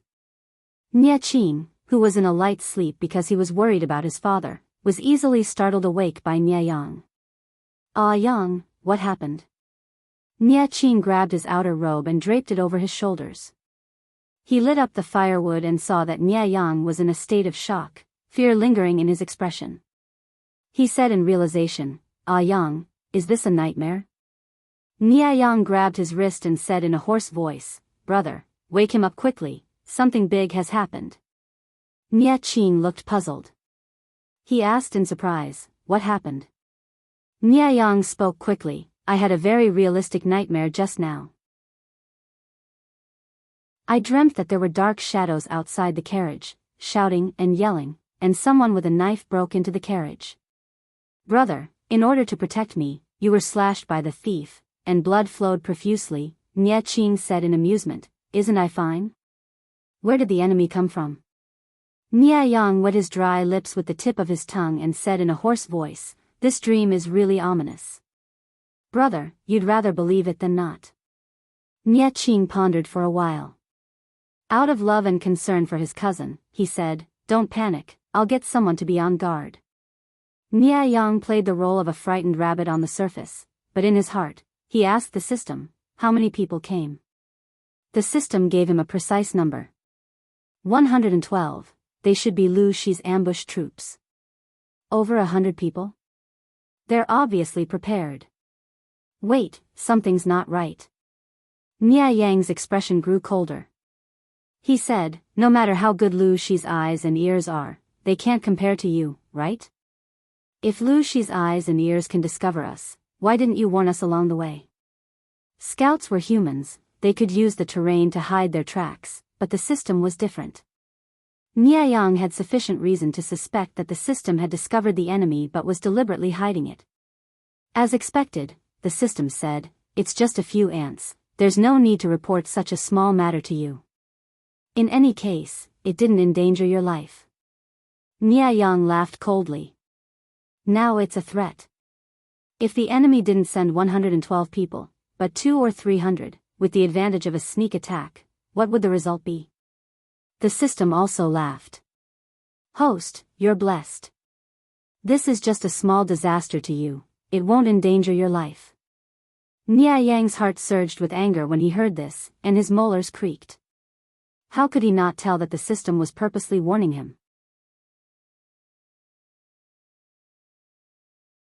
Chapter 1470. Although he didn't know what kind of monster the system was, Nie Yang wasn't heartless. How could he allow a strange monster to infect his brain without taking any precautions? Not long after the system appeared, Nie Yang made thorough preparations. After all, the previous master of Zhongzhao's Temple of Salvation was enlightened Liru, an expert with real skills and knowledge. Nie Yang had once visited enlightened Liru in Temple of Salvation under the pretext of accompanying his family's womenfolk. The monster didn't dare to show itself, so it didn't know how old Nianyang was at that time. It also didn't know what cards Nianyang had up his sleeves. The system felt uneasy, but comforted itself that Nianyang was just a mortal, so there was no reason for it to be afraid. As they spoke, Nianyang had already gotten off the carriage. He called the troops on night watch and instructed them to be vigilant before daybreak to prevent any sneak attacks. Everyone was suspicious, but this was Nianyang's order, so they couldn't question it. They could only obey. Can you sleep now? Nianyang entered the carriage again and smiled warmly. Go to sleep first, Yang. I'll keep watch for you. Nianyang gripped his blanket tightly. In order not to expose himself, he had to listen to Nianyang. Seeing that his cousin had fallen asleep, Nianyang lit an oil lamp and took out a thick book to read. He hadn't even flipped 2 pages when he heard a shout from outside. Who goes there? Just as the troops finished speaking, Nianyang heard the sound of a knife cutting into flesh. Blood splattered on the ground, followed by the sound of a heavy object hitting the ground. His face paled, and his right hand gripped the thick book tightly. Nianyang, who had just laid down, stood up. Brother, Nianyang's face flickered under the orange candlelight, but the fear in his eyes couldn't be concealed. Nianyang said, Yang, calm down. It's not a good time to get off the carriage. Wait for things to calm down outside, don't go out and cause more trouble. Both of them had learned swordsmanship, but how could they compare to Protector Chu? If they got off the carriage in a hurry to check on the situation, they would only be adding to the burden of guarding the troops. Nianyang raised his sword in a defensive stance, the sounds of battle ringing in his ears. The atmosphere was tense and heavy, even his palms were sweaty. Brother, we won't. Nianyang was so scared that his eyes turned red and watery. Nianyang comforted him. Since the heavens made Yang have such a precognitive dream, it means that the heavens are on our side. This intense battle lasted for a quarter of an hour. Because Nianyang's side had the advantage in numbers, they were prepared and the enemy's advantage in sneak attacks was minimal. Seeing that the situation was not good, the sneak attacker ordered the remaining soldiers to retreat quickly. The troops were worried that it was a trick to lure the tiger away from the mountain, so they did not dare to pursue. Young master, the enemy has retreated. Hearing this, Nianyang's hand holding the sword gradually loosened, the sword falling to the ground with a clang. What are our casualties? Nianyang asked. The troops were not sure either. It was too dark at this time, and after the chaotic battle just now, both sides could barely recognize each other. At this time, the battle had just ended, and the casualties had not been accounted for. However, according to his estimation, they had suffered heavy losses tonight. They had lost half of their forces, and the rest were still injured. In this state, it was really not suitable to stay in the wild. The troops suggested that they leave overnight and rush to the camp as soon as possible. They were still not clear about the enemy's situation, and they did not know if the sneak attack was only once or if it would come in waves. Nianyang heard this and said solemnly, immediately distribute medicine to the injured soldiers, and reorganize before we set off. If they did not even treat their injuries and unfortunately met the enemy, it would be sending them warmth. Yes. Nianyang heaved a sigh of relief and said to Nianyang, this time, thanks to Yang's warning, otherwise I would have lost my life here. Nianyang said, I am not worthy of it. If not for elder brother's protection, would have lost my life long ago. He naturally did not warn Nianyang to save him, but to save his own life. The crisis was over. Nianyang laughed coldly in his heart. Come, let's have a good talk. System. Huh? Does this mortal mean to threaten me? Who is afraid of who? If I don't teach him a lesson, does he really think that the system is cheap labor? The night attack failed.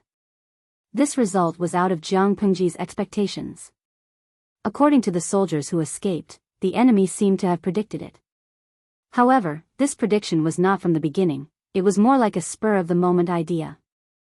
Jianghu pinched her chin and said, have you found out who the 2 people in the carriage are? The soldier said, the 2 of them were extremely cautious and did not take a step out. Jianghu sneered and said, they are quite smart, knowing not to cause trouble for others. After thinking for a while, she said, "You have worked hard tonight. It is more important to go down and treat your injuries. We will reward you afterward." The soldier's face was filled with shame. They could not complete the task entrusted to them by the Lord, so they had no way to accept the reward. Jianghu sent them away and was about to raise her hand to rub between her eyebrows when Wei Ci walked out from behind the screen. "Lord, I suspect that the two of them are very likely to be," Jianghu said, "Niao Yang's heir, a big fat fish. I have miscalculated. If I had known earlier, I would have sent more people." If it was a general with outstanding martial arts skills, such as Qin Gong, he might have been able to kill Nie Qing and Nie Yang.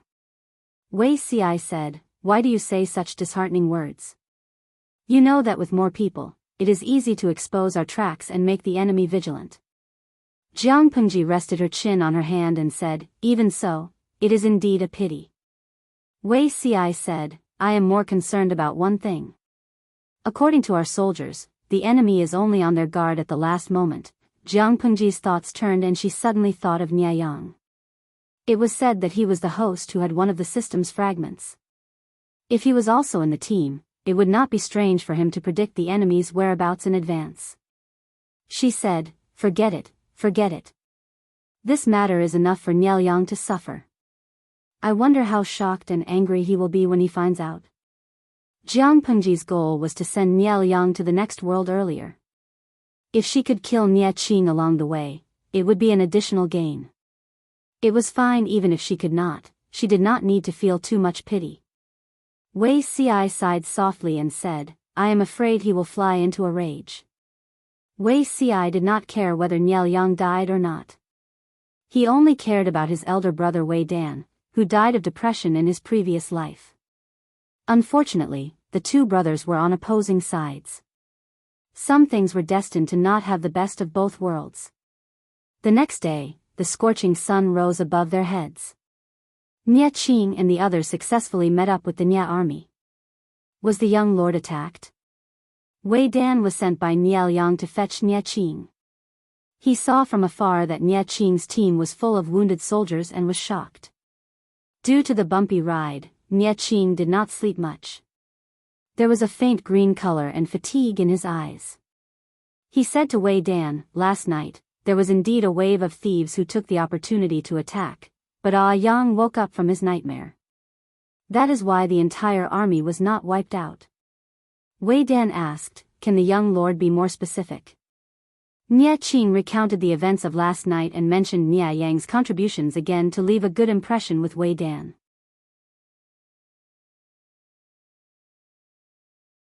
Chapter 1471. The Lord has been waiting for you, young master. Please don't delay the time. Even though they were only 2 hours away from Nie Qing's camp, Wei Yong was still worried based on Nie Qing's description. Nie Qing nodded and said warmly, "We'll set off now." After last night's ambush, he knew how dangerous the situation was. Who knew how many evil eyes were hiding in the dark? Nie Qing boarded the carriage with Wei Yong's help. Seeing that Nie Yang was still curled up in his sleeping position, Nie Qing was worried. Last night's ambush had frightened Yang badly. He had nightmares all night. Perhaps it was because the dreams were too terrifying, but his expression was extremely ferocious. Nie Qing tried to wake him up, but there was no response. If not for the fact that he was still breathing, Nie Qing would have suspected that Yang had been captured by the envoys. What kind of nightmare is this? Nie Qing worriedly held Nie Yang's hand. The back of his hand, which had bulging veins, was cold and sticky with sweat. Little did he know that Nie Yang was not having a nightmare. His pain level was several times higher than the most terrifying nightmare. Last night, Nie Yang was angry at the system for hiding things from him and carefully tested the system's bottom line. The system also sensed that Nie Yang's wings had hardened and was trying to escape its control. After a verbal exchange, it looked like it was going to collapse. Nie Yang had a Taoist treasure given to him by Venerable Liru. It was said to be able to suppress evil spirits. He showed this trump card and tried to negotiate with the system to gain the initiative and control. Unexpectedly, the system flew into a rage and tore off its false pretense. It was no longer gentle and obedient, but instead showed its ferocious side. The consequence of disobedience is being tortured to death. Do you really think a mere mortal can turn the tables in my hands? Although the Taoist treasure given to him by Venerable Liru did not cause any serious damage to the system, it did cause it some damage. This made the system extremely angry. Nia Yang was a mortal that grew up under its nose. He was just one of the many ants. Who gave him the confidence to try to shake the position of a god just because he had a trump card? The system did not mind Nia Yang having his own thoughts, but it could not tolerate an ant scheming against it. The system was experienced in dealing with such an unruly host. It guaranteed that it would be obedient. It needed force to make Nia Yang understand that the distance between them was a rift that mere mortals could not cross. Obey or die. Mortal, do you understand? The system wanted to kill Nia Yang for offending it, but it couldn't do that. First of all, it wasn't easy to find a suitable host. It had put in so much effort on Nia Yang. If it gave him up just like that, it would be a big loss. Secondly, Nia Yang's status was neither light nor heavy. He was one of the chess pieces that affected the fate of the entire plane. Once he was touched, the enemy in the dark would immediately notice. The system didn't want to suffer a double loss. Nia Yang was still useful. Since he couldn't replace it, he could only spend some effort to fix it. Nia Yang had never suffered like this before, but the stubbornness and toughness in his bones kept him going. Nia Yang refused to back down, and the system refused to let go, so the situation fell into a stalemate. However, Nia Yang was a mortal after all. He couldn't withstand such torture. He still had ambitions. He knew what it meant to be flexible and to be able to adapt to the circumstances. He could just temporarily give in and use the system to achieve his goals. He would find a way to get rid of this demon in the future. After a whole night of torture, Nia Yang opened his eyes tiredly when the troops were about to reach the Nia camp. If Nia Qing looked over, he would see that Nia Yang's eyes were filled with unwillingness and hatred. "Ah, Yang? You're awake?" Nia Qing put down the book and heaved a sigh of relief. He hurriedly helped Nia Yang up. At that moment, he noticed that Nia Yang's clothes were drenched in sweat, and there was a human-shaped wet mark where he had fallen asleep. Nia Yang himself looked exhausted. A few strands of his long hair were stuck to the side of his face. His black hair fell over his shoulders, making him look especially weak and pitiful. "Brother," Nia Yang tried to speak, but his voice was hoarse. His throat was burning. "Ah, Yang, what nightmare did you have last night? No matter how I called you, you wouldn't wake up." Nia Qing's heart ached when he saw his cousin like this. Of course, Nia Yang couldn't tell the truth. He still felt like he had just survived a disaster. This made him feel ashamed and disgusted. He had actually succumbed to a demon's coercion. It was a great humiliation. Nia Yang said, "This little brother, cough cough, this little brother doesn't know either. I only remember, it was an extremely terrifying dream." Nia Qing saw the lingering fear on his cousin's face and couldn't bear to probe further. He changed the topic. "Father has already sent troops to receive us.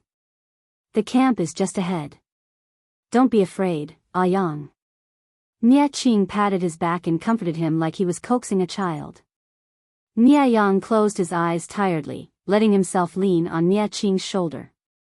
If Nia Qing hadn't blocked his way, Nia Yang would have been happy to have such a considerate and meticulous elder brother take care of him. Because Nia Yang's condition wasn't good, Nia Qing didn't let him get off the carriage. After a short rest, he followed Wei Dan to see his father, Niel Yang. Niel Yang already knew that his son had been ambushed in the middle of the night and almost lost his life. For a moment, anger and worry coexisted in his heart. The two attacked his heart and Niel Yang almost fainted. Only when he saw Nia Qing did he feel better. Nia Qing was shocked at first glance when he saw his father. It had only been a while since they last met and his father had lost so much weight. Even though his father's eyes were as sharp as ever, the greenish black in his eyes was like ink that wouldn't disperse. That face was so pale he didn't look like a living person, and his lips were slightly green. Nie Qing immediately bowed deeply, his eyes slightly red. Nie Liang said coldly, "How old are you? Still crying like a 3-year-old? How can father be at ease when you're so unsteady?" Nie Qing lowered his head to hide his tears. Nie Liang said, "Father heard about your experience last night. You're steady. You've done well in this aspect." Even if he couldn't help, he wouldn't add to the mess. He remembered the saying, a rich man should not sit under a roof, and wouldn't rashly place himself in a dangerous situation. After repelling the enemy, Nie Qing's handling of the situation was quite thorough. This made Nie Liang feel somewhat moved and gratified. It was a pity that Nie Qing was still too young. Once he wasn't here, how could Nie Qing stabilize the tottering Nie family? How could he control the surrounding demons and monsters? Thinking of this, Nie Liang felt a headache. The father and son talked for a while before Nie Liang sent his son away. A sweet, fishy taste surged up his throat. He caught it with a handkerchief and saw the familiar bright red. In a daze, Nie Liang heard the sound of drums outside the tent. He thought he had heard wrong. "Who's beating the drums outside?" The guard outside the tent said, "Reporting to my lord, the enemy has gathered their forces outside the camp to challenge us." When Nie Liang heard this, his pair of phoenix eyes widened in anger. Lu Shi is really going too far. He had bullied his son and almost caused him to send off his son. Then he brought his troops to challenge them.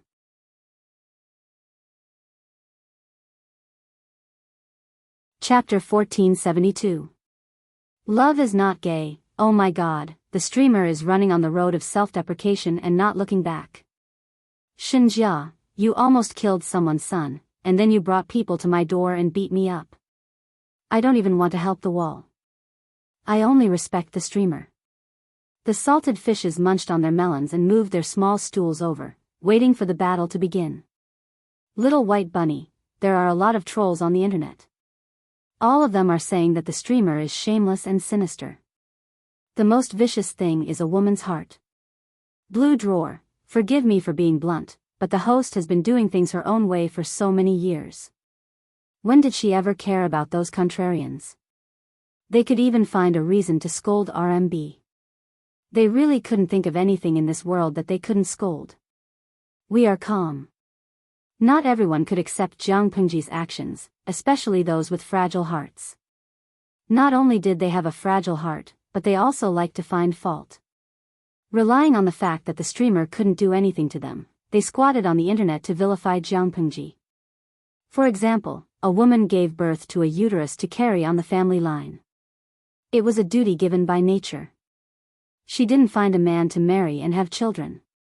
Instead, she followed a man to fight for the world.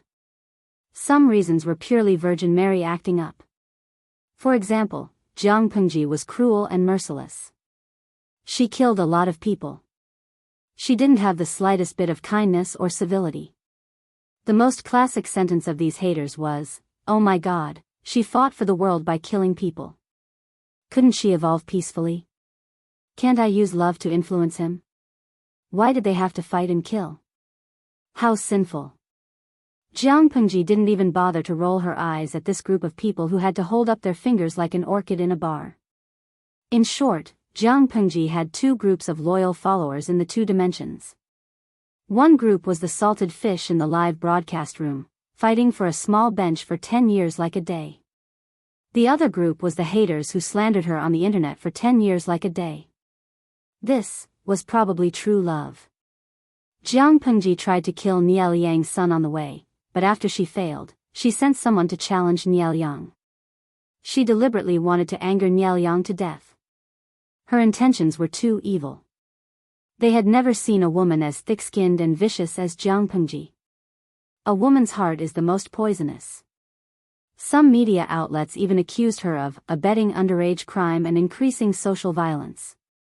Anyway, Jiang Pengji couldn't see it, so they could criticize her however they wanted. Looking at the comments of the idle people in the streaming room, Jiang Pengji's reaction was still calm. She even said something extremely infuriating. "Host V, the media on your side are already so indignant. Niel Yang, the person involved, should be even more furious, right? They had once again underestimated the host's shamelessness and psychological endurance. The salted fishes were silent for a long time. How could he reply? He could only use ellipses. As they chatted and laughed, the challenge continued. A certain kung fu will make full use of the language style of the boorish school. His challenge can infuriate someone to death. Quite a number of salted fish wished that they could change to something more elegant. Such cursing was very unpleasant to the ears. The scolding is too elegant. The enemy soldiers won't understand. Isn't this playing the lute to a cow? The more vulgar it is, the more people will understand it. Wasn't provoking the enemy to suppress their morale and make them angry? In this era where the literacy rate was less than 1%, people would think that you were soft and powerless even if you scolded elegantly. A salted fish asked a tricky question. Kojiao Qifan, Dongqing and Zhongzhou are two different countries. The language barrier must be huge, right? Do you understand? Jiang Pengji said, don't you know that you can learn scolding words even from a different race?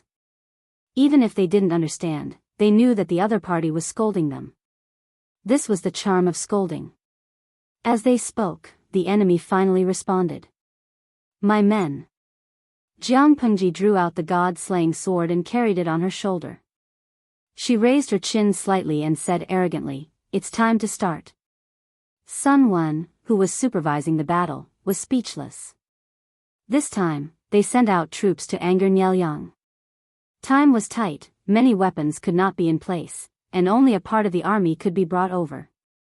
If they really fought, Jiang Pengji's side did not have a big advantage.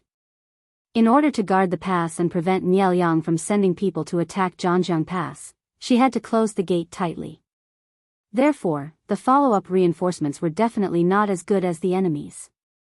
Niel Yang rushed into battle, and his preparation was not as good as Jiang Pengji's.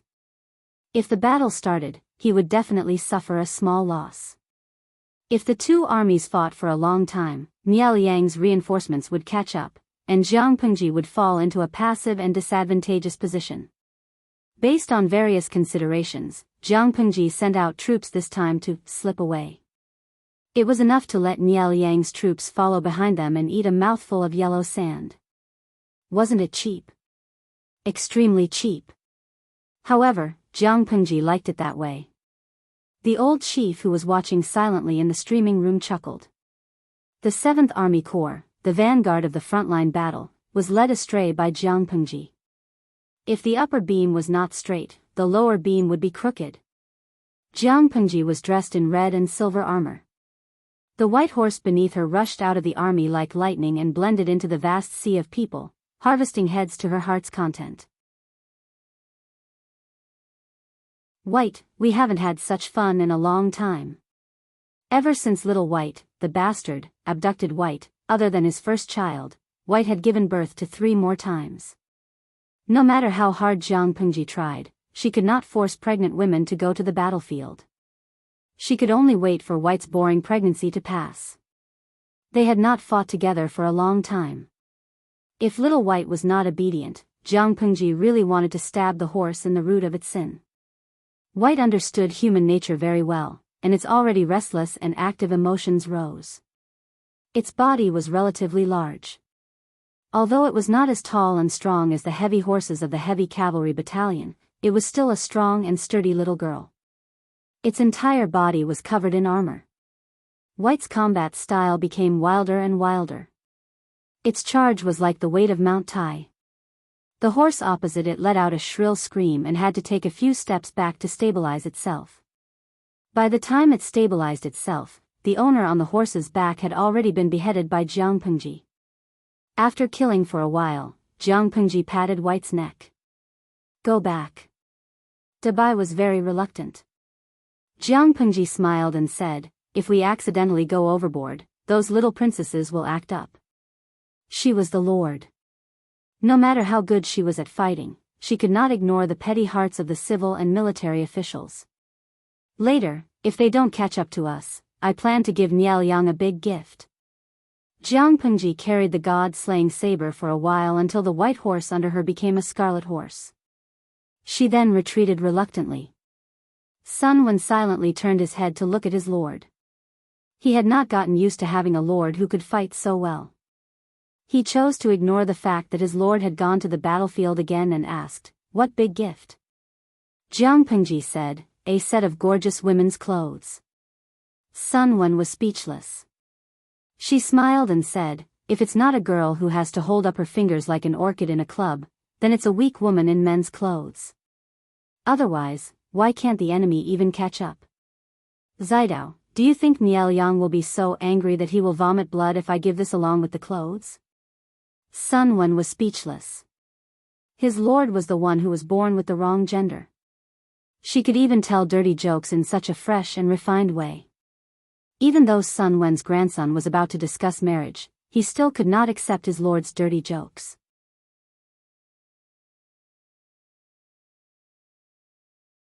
Chapter 1473. No, perhaps Sun Wen should be more worried about whether his grandson would be led astray by the lord's side. Gifting women's clothing. This behavior will definitely be criticized in the future. As a conservative old man, Sun Wen did not approve of his lord using such methods to attack the enemy. It was not because of anything else, but it was not good to be recorded in the future history books. Jianghu said with a smile, "So what? A person who conforms to the rules, no matter how well he does, is not as attractive as a person who has a mixed reputation. People should always have some mysterious or interesting things that people will talk about. Only then will the future generations remember them." Sun Wen held back and finally spat out two words that were somewhat overstepping his boundaries. Nonsense. Sun Wen studied orthodox knowledge and belonged to the conservative faction. However, his lord was a trendy person with active thoughts. For example, in this matter, he felt that a gentleman should cherish his reputation. It did not matter what methods were used to attack the enemy. What was important was his reputation. However, Jianghu did not care about her reputation. She actually came up with such a childish method to provoke him by gifting women's clothing. If Niel Yang was angered by her and something happened to him, would the history books write about her in such a way? Contrarians love to ignore merits and seize on shortcomings and blemishes to make a big fuss. Compared to the achievements of the predecessors, the future generations preferred to use a magnifying glass to find the shortcomings of the predecessors. To put it nicely, it was to use the past as a mirror, history as a mirror to know the vicissitudes of life, and people as a mirror to understand gains and losses. Jianghu's thoughts were different. She said, "Sigh, I know what Zidao is worried about, but no one is perfect. For someone like me who is unprecedented, I'm afraid that if I'm too wise and powerful, unparalleled, virtuous, and awe-inspiring, the later generations will feel too much pressure. If I leave some harmless flaws and blemishes, the official and unofficial history books can use them to entertain the future generations." The salted fishes nodded their heads like pounding garlic and eagerly agreed. The streamer was right. They were cheering for their streamer. Sun Wen was speechless. To be narcissistic to such an extent, it was indeed unprecedented in both the past and the future. It was unprecedented in both the past and the present. He suddenly did not want to think about how his lord would be recorded in the history books. They would most likely misinterpret her as a wicked woman with 3 heads and 6 arms, right? After all, the lord was so good at fighting and could even tell dirty jokes. She could dominate the battlefield by herself with a knife and a horse. When these words were added together, the first impression that would appear in the minds of ordinary people was a big and burly man with a thunderous voice, broad shoulders and a narrow waist. Thinking of this, Sun Wen tilted his head and glanced at his lord's profile. Perhaps it was because her style was too unlike that of a traditional woman. The world would be awed by her aura at first glance and then ignore her beauty. In all fairness, his lord's appearance was quite good at fighting. When she was dressed as a man, she looked suave and unparalleled. When she was dressed as a woman, she had a different taste as well. If she could leave behind a few portraits, she might be able to salvage the image of a ferocious and evil woman in the eyes of future generations. Thus, he sincerely suggested, when my lord returns, can you leave a few more portraits behind? Jiang Pengji looked at him dumbfoundedly. She did not understand how the topic had changed from the disagreement between the ruler and the minister to painting. While the two of them were conversing, the battlefield was still filled with battle cries. Qin Gong and the other generals carefully mobilized the entire army, ensuring that the soldiers would not be held back by the enemy because of a momentary victory. It was hard to say about Jiang Pengji's other strengths, but she was unusually decisive on the battlefield. The enemy could not trick her with small gains. She said that she wanted to take advantage of the situation and then leave, so she would not allow the soldiers under her command to be greedy and rash. Qin Gong and the others were well aware of this. They were even more careful when leading the troops into battle, not daring to anger her. Report, the reinforcements of the Nya army camp are about to arrive. Upon hearing this, Jiang Pengji and Sun Wen turned their attention to the battlefield. According to the current situation, their army still had the upper hand. If they continued to fight, they would definitely be able to bite off a piece of the enemy's flesh. However, Sun Wen asked, "My lord, do you want to withdraw your troops?" Jiang Pengji said casually, "Why not? Are we waiting for Niao Yang's reinforcements to come and turn the situation around?" Sun Wen understood in his heart. At the same time, he lamented his lord's decisive style. Not to mention the feudal lords, even the ordinary soldiers on the battlefield would not easily make up their minds to withdraw when they saw that the situation was favorable for their side. It was admirable that his lord could resist the temptation of benefits that was so close at hand. After the discussion, Sun Wen sent people to sound the gongs to withdraw the troops. At the same time, he issued several mandatory military orders. The original vanguard troops became the rear. Step by step, they covered the retreat of the main army and retreated from the front line in an orderly manner.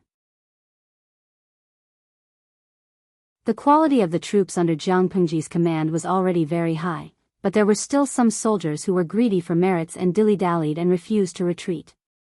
They were trampled into meat paste by the swarming enemy. Fortunately, there were not many people like this. The elite vanguard troops fought and retreated in an orderly manner. Not long after, they got rid of Niao Yang's vanguard troops and ran away. When Niao Yang's reinforcements arrived at the front line, they could only watch the enemy retreat, stirring up billowing yellow sand. Seeing this, General Nie's already livid face darkened a few shades. Are these bandits born in the year of rabbits? They ran away so quickly. General, should we give chase? Si Jiang was also extremely angry. He had been suppressed and beaten by the enemy just now and was extremely sullen. When the reinforcements arrived, they finally had a chance to avenge their humiliation. Who would have thought that the enemy would retreat at this critical juncture? Being asked this question by Si Jiang, the Nia general felt extremely depressed. If they did not give chase, the enemy would suddenly come knocking on their door and violently beat up their own people before swaggering off. They would lose face. If they gave chase, they would be afraid that this was the enemy's evil plot. If they gave chase, they would step into a trap. When the enemy retreated, there was order in the chaos. If they gave chase, it would be easy to mess up the army formation. If the enemy took advantage of the chaos in their army formation to turn around and attack, wouldn't it be a great loss? To give chase or not to give chase, it was not a good choice. The Nia general secretly gritted his teeth.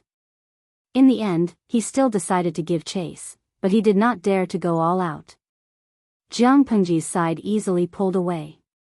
When Jiang Pengji's army retreated to Zhangjiang Pass and the gate was closed again, the Nia army troops arrived late and suffered a wave of arrows on the city wall. The arrows in front were like a tide. The Nia army was not there to break through the pass. In order to reduce casualties, they could only retreat out of the shooting range. The Nia general was speechless. I have something to say, but I don't know if I should say it. You are very arrogant, does your father know? A certain deputy general muttered, isn't she playing with people? He had accidentally discovered the truth. Wasn't Jiang Pengji playing with people? Looking at the angry gaze of the Nia army outside the pass, Jiang Pengji rubbed her chin and snapped her fingers. She asked the deputy general guarding the pass on the city wall to come closer and whisper a few words into his ear. Si Jiang accepted the order with a rippling face. After a while, a dozen strong men, who were 8 feet tall and 4 feet wide, stepped on the city wall. Simple loudspeakers made of copper plates were placed in front of them. The strong men gathered their qi in their dantian and shouted loudly. Their voices were like thunder.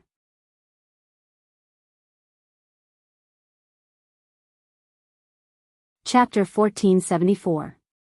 What kind of courteous gift is this? General Nie Jun was so angry that he almost vomited blood. His entire face looked like he had been constipated for many years.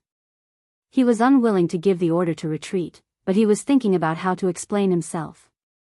Because the two armies had only fought for a short period of time, the actual casualties on both sides were not high, so this battle could not be considered a defeat.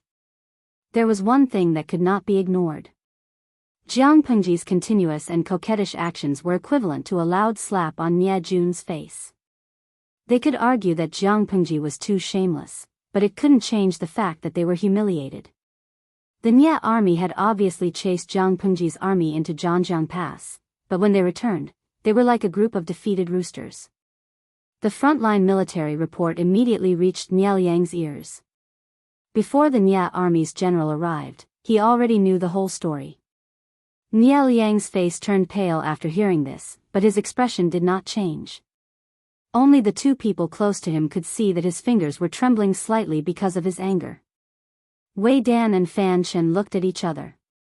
They could see the deep worry and criticism of Jiang Pengji in each other's eyes. Although the other civil and military officials in the tent did not see it, they knew that the atmosphere in the tent was not right. For a moment, there was absolute silence.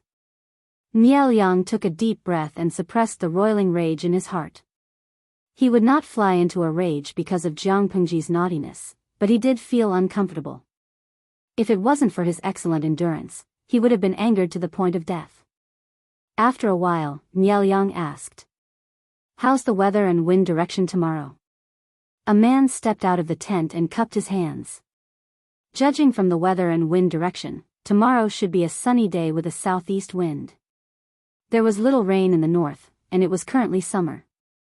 It was not difficult to speculate the recent changes in the weather with some knowledge of geomancy and geography. Now that the weather is dry, withered trees are easily flammable. The southeast wind is just right. Nie Liang lowered his eyes and said, "Order people to prepare dry wood, firewood, and black oil. Tomorrow, at the hour of the 3rd day, send troops to attack Zhangjiang Pass. Lu Shi toyed with us today. Tomorrow, we will burn him to death." Fan Chen said in surprise, "All the trees in the forest near Zhangjiang Pass have been chopped down by Lu Shi's men until only wooden stumps are left. Burning them probably won't work." Nie Liang said, "Smoke and fire scorching, I'll return the favor." Everyone understood that this wasn't a proper attack. It was just a test of the enemy's strength, and at the same time, a way to get back at them for what had happened today. However, they never expected Jiang Pengji to be mischievous. How could being mischievous be enough? Report, there are hundreds of prisoners of war outside the camp. Nie Liang raised his eyebrows and felt that things were not simple.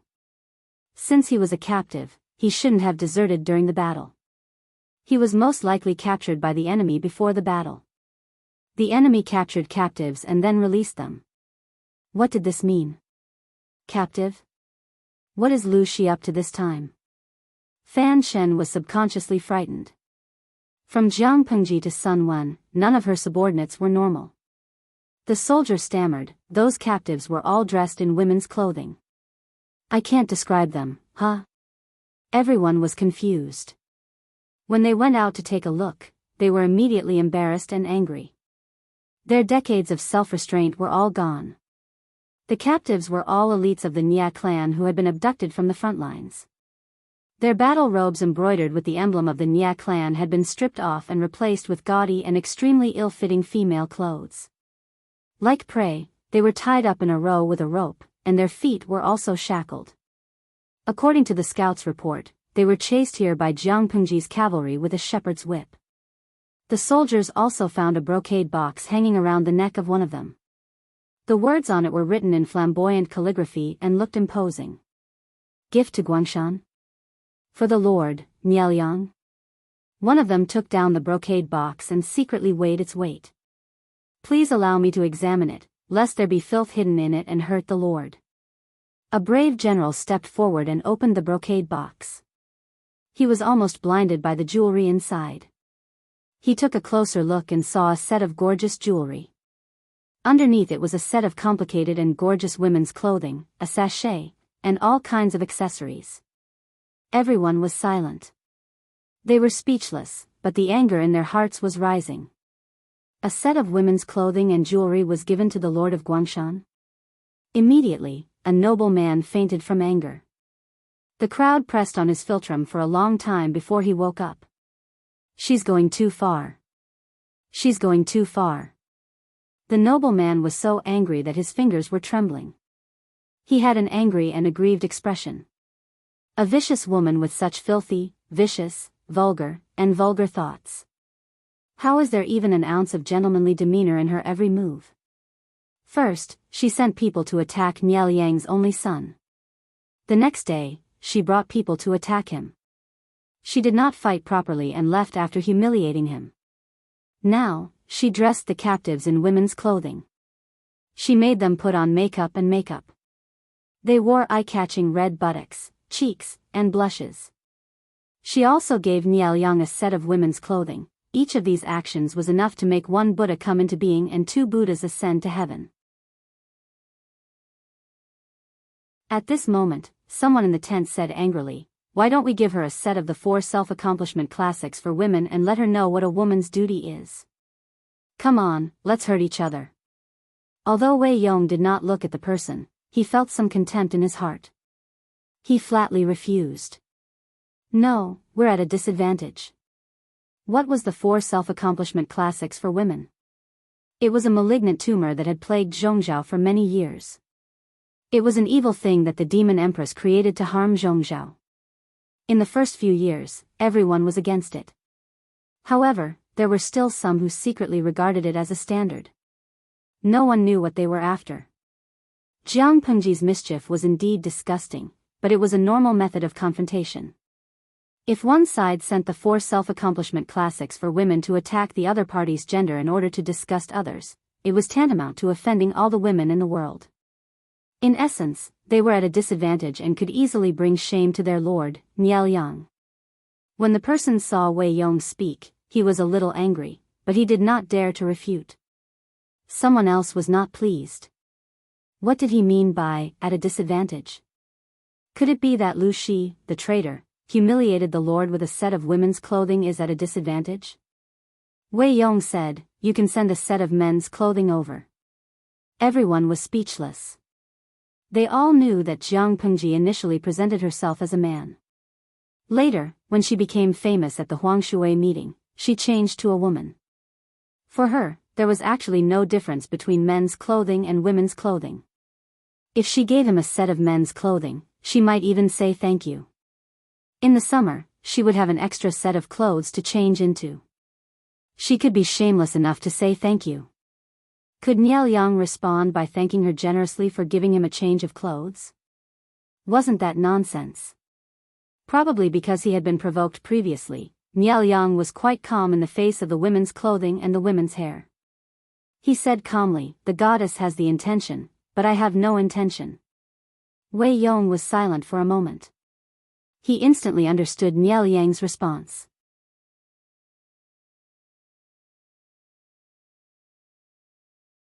Chapter 1475. In a few words, Niaoliang turned away the humiliation of gifting women's clothes, and made a fool out of Jiang Pengji.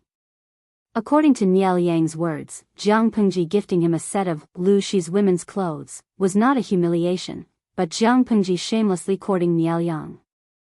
However, he rejected her with the reason that the goddess has the heart, but the king has no desire. At the same time, he pointed out that he had a wife and son, and that Jiang Pengji's age was not suitable for him. He also said that her age was more suitable for his son, cleverly resolving the crisis. Lu, she is affectionate and righteous. My lord burned the women's clothes as a sacrifice to the flag. If you don't inform her, outsiders will inevitably say that you are heartless. Niao Yang looked at Wei Dan and could not help but laugh. In my opinion, Zi Shun is more romantic. He understands women's thoughts and is unwilling to hurt a beauty's heart. Wei Dan echoed, my lord, please excuse me. Niao Yang asked someone to prepare a brush, ink, paper, and inkstone. He personally wrote a reply to Jiang Pengji. Under the escort of hundreds of men and horses, the messenger rode a fast horse all the way to Zhangjiang Pass, hoping to deliver the letter before nightfall. The soldiers standing guard on the city wall immediately discovered the small group of enemies. Their nerves tightened and they tightened their grip on the red tasseled spears in their hands. The guards shouted to the enemy below the city wall, "Who are you?" The atmosphere on and below the city wall was tense, and it seemed like a fight was about to break out. "We are under the orders of our lord to deliver a letter to your lord." The messenger hurriedly expressed his intentions, tied the letter to the arrowhead, and drew his heavy bow, aiming at the top of the city wall. With a soft buzz, the arrow left the bowstring and pierced into the gap between the huge rocks on the city wall. The letter has been delivered. Farewell. The messenger put away his long bow and cupped his hands in the direction of the city wall. He grabbed the reins and turned the horse around. When the group of people disappeared on horseback, the soldiers guarding the city wall laboriously took the letter down from the city wall and hurriedly delivered it to the commander's tent. Jiang Pengji smiled and said, "Niao Yang wrote a reply to me? Let me see. Is he writing a letter to scold me in exasperation?" She was very clear about what she had done. No matter how well-mannered she was, she would still be furious. Writing a letter to scold her back was normal. However, Wei Ci and the rest felt that it was not the case. As the most powerful duke in Zhongzhou, Niao Yang was not that narrow-minded. Just because Jiang Pengji was mischievous, he wrote a letter to scold her. It was too ungentlemanly and uncultured. In the live stream, Salted Fish craned his neck to read the contents of the letter. Tudu Feichio, looks like our streamer knows her place. Fortunately, this was ancient times when transportation and communication were not developed. If it were modern times, people would definitely crawl along the network cable to beat you up. Those with even a little bit of self-restraint would also block your door and beat you up. Dudu, I have a question. With the streamer's combat ability, asking her to fight one-on-one is like asking for death, okay? Why did she dare to be so naughty? Wasn't it because she could fight? I also felt sorry for Niao Yang. Encountering such an opponent, he would feel aggrieved whether he fought or not. The Salted Fish watched the entire process of Jiang Pengji teasing Niao Yang. Even the woman's top and hair were given by the Salted Fish. Jiang Pengji had originally planned to give her a plain set of female clothes, but the Salted Fishes felt that it was inappropriate and insisted on pink and tender ones. Halfway through, a Salted Fish strongly suggested that she might as well give her a set of morning clothes for morning. In her opinion, this suggestion was much worse than her own. Silently glancing at the bullet screen, she felt that these Salted Fishes were really evil. They said that they felt sorry for Niao Yang, but in their actions, they could not wait for Jiang Pengji to trample Niao Yang to death. Let me see, what did he write? Jiang Pengji muttered as she took out the letter from the box. With a shake of her wrist, she shook the neatly folded letter open. The handwriting is quite nice, and it has the aura of a master. Niao Yang is already so sick, but his wrist still wields the brush so vigorously. Jiang Pengji commented with praise and sarcasm, then continued to read the contents. The more she read, the more serious her expression became, and a hint of murderous intent appeared between her brows. Qiguan rang and the others were waiting for news. When they saw their lord's expression, they knew that the letter was not as simple as it seemed. What's written in the letter? Jiang Pengji was so angry that she slammed the letter on the table. The bronze table made a loud noise, and the four corners of the table suspiciously sank by 2 inches. What's written? I've never seen such a narcissistic person. She could not tolerate that he was even more narcissistic than her. Qiguan Rang stepped forward and said, "May I have a look?" Jiang Pengji hummed, "Take it and read it. Just don't be angry and anything bad will happen to you." Qiguan Rang's face turned ashen after reading it. He handed the letter to Wei Ci, who was closest to him. Wei Ci took it suspiciously, and his expression turned ugly as well. He said, "This is a peace poem." Wei Ci had lived in Zhongzhou for many years in his previous life, so he was naturally familiar with the customs there. Around the flower festival, most of the gentry ladies would get busy and participate in various banquets and poetry meetings. At the same time, men of suitable age would also be invited. To put it bluntly, it was a large-scale matchmaking event. If a woman was interested in a man, she would write a gloomy courtship poem on a handkerchief or a sachet to show off her talent. After the man received it, if he was interested in the woman, he would accept the gift. If he was not interested, he would write a peace poem to reject the gift. Of course, this was a custom from more than 20 years ago. It was once considered a major festival in Zhongzhou. Ever since the demon Empress wrote the 4 self-accomplishment classics for women to restrain the women of the world and impart virtue to them, this tradition was also treated as trash and abandoned. Not to mention matchmaking, exchanging keepsakes in private, even if they met once, it was immoral. Niao Yang wrote this as a reply to convey a message: "Don't think too highly of yourself, I'm not interested in you." Qiguan Rang snorted coldly. This Niao Yang can't be underestimated.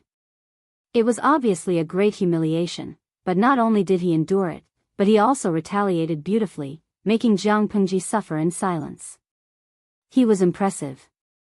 Wei Ci's expression was cold, and no one knew what he was thinking. However, his heart was definitely not as calm as he looked. Didn't he see that the letter was about to be crushed into a ball? They were all waiting for Jiang Pengji's decision. Would she write a reply or something else?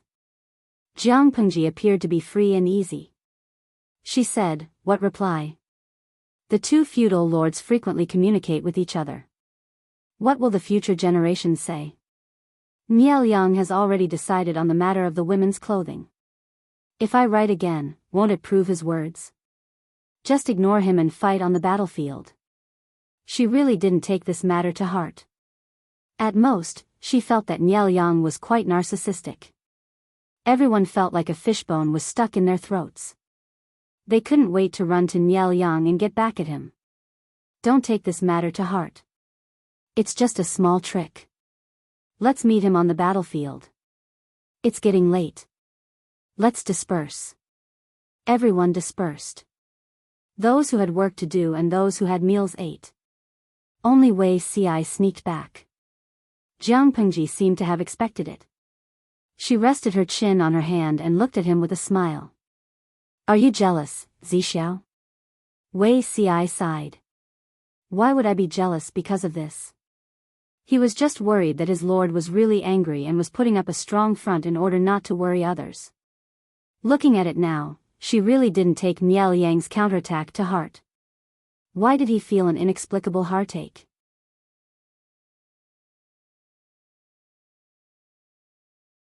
Chapter 1476. That's a pity. I wanted to see your jealous expression. Jiang Pengji smiled. You're always so calm. Girls sometimes feel insecure. Sometimes, I doubt whether Zixiao's feelings for me are the loyalty of a subject to the emperor or the love of a man for a woman.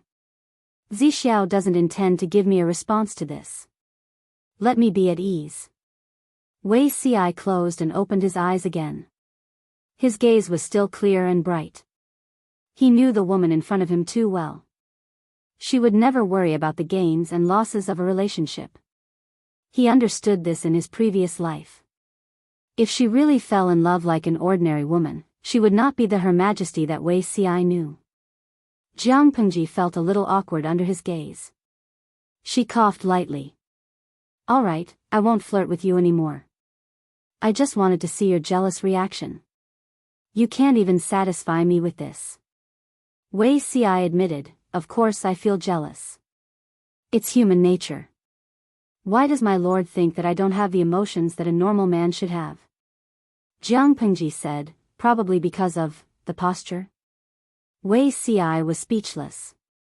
The salted fish who were watching the conversation between the two of them instantly received tens of thousands of points of critical damage. Driving in front of 5 million salted fish, don't the two of you have a conscience? Gui kai guo fengxiu, oh, is it only me who's curious about their posture when they're in harmony?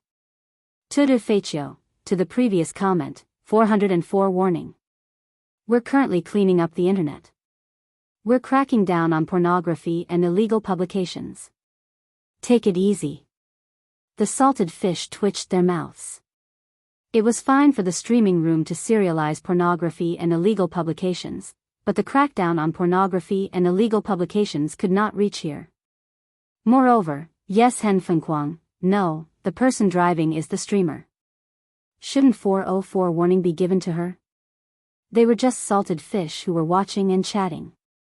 Not only did they have to be fed dog food by the streamer, but they were also accidentally injured by 404. It was too pitiful. Jiang Pengji said, Zixiao, did you come back to make me unhappy? Wei Ci admitted honestly, I'm just worried that Niel Yang's wording will hurt my lord. Jiang Pengji said, there's nothing to worry about. For you and Wenjing, it's a disgrace to your reputation, but it's a trivial matter to me. Niel Yang mustered all his strength to counterattack, but he hit cotton. I felt sorry for him. Zixiao, let me tell you something. In my previous life, I was devastatingly beautiful. My looks were many times better than Lu Shi's face. My figure was also very good. There are so many people who like me. I remember there was a guy with a mental problem. He lived in the same neighborhood as me. He was married and had a child. After the first time we met, he spent all day fantasizing that I liked him and loved him to death. She rarely took the initiative to mention her past life, so Wei Ci listened attentively.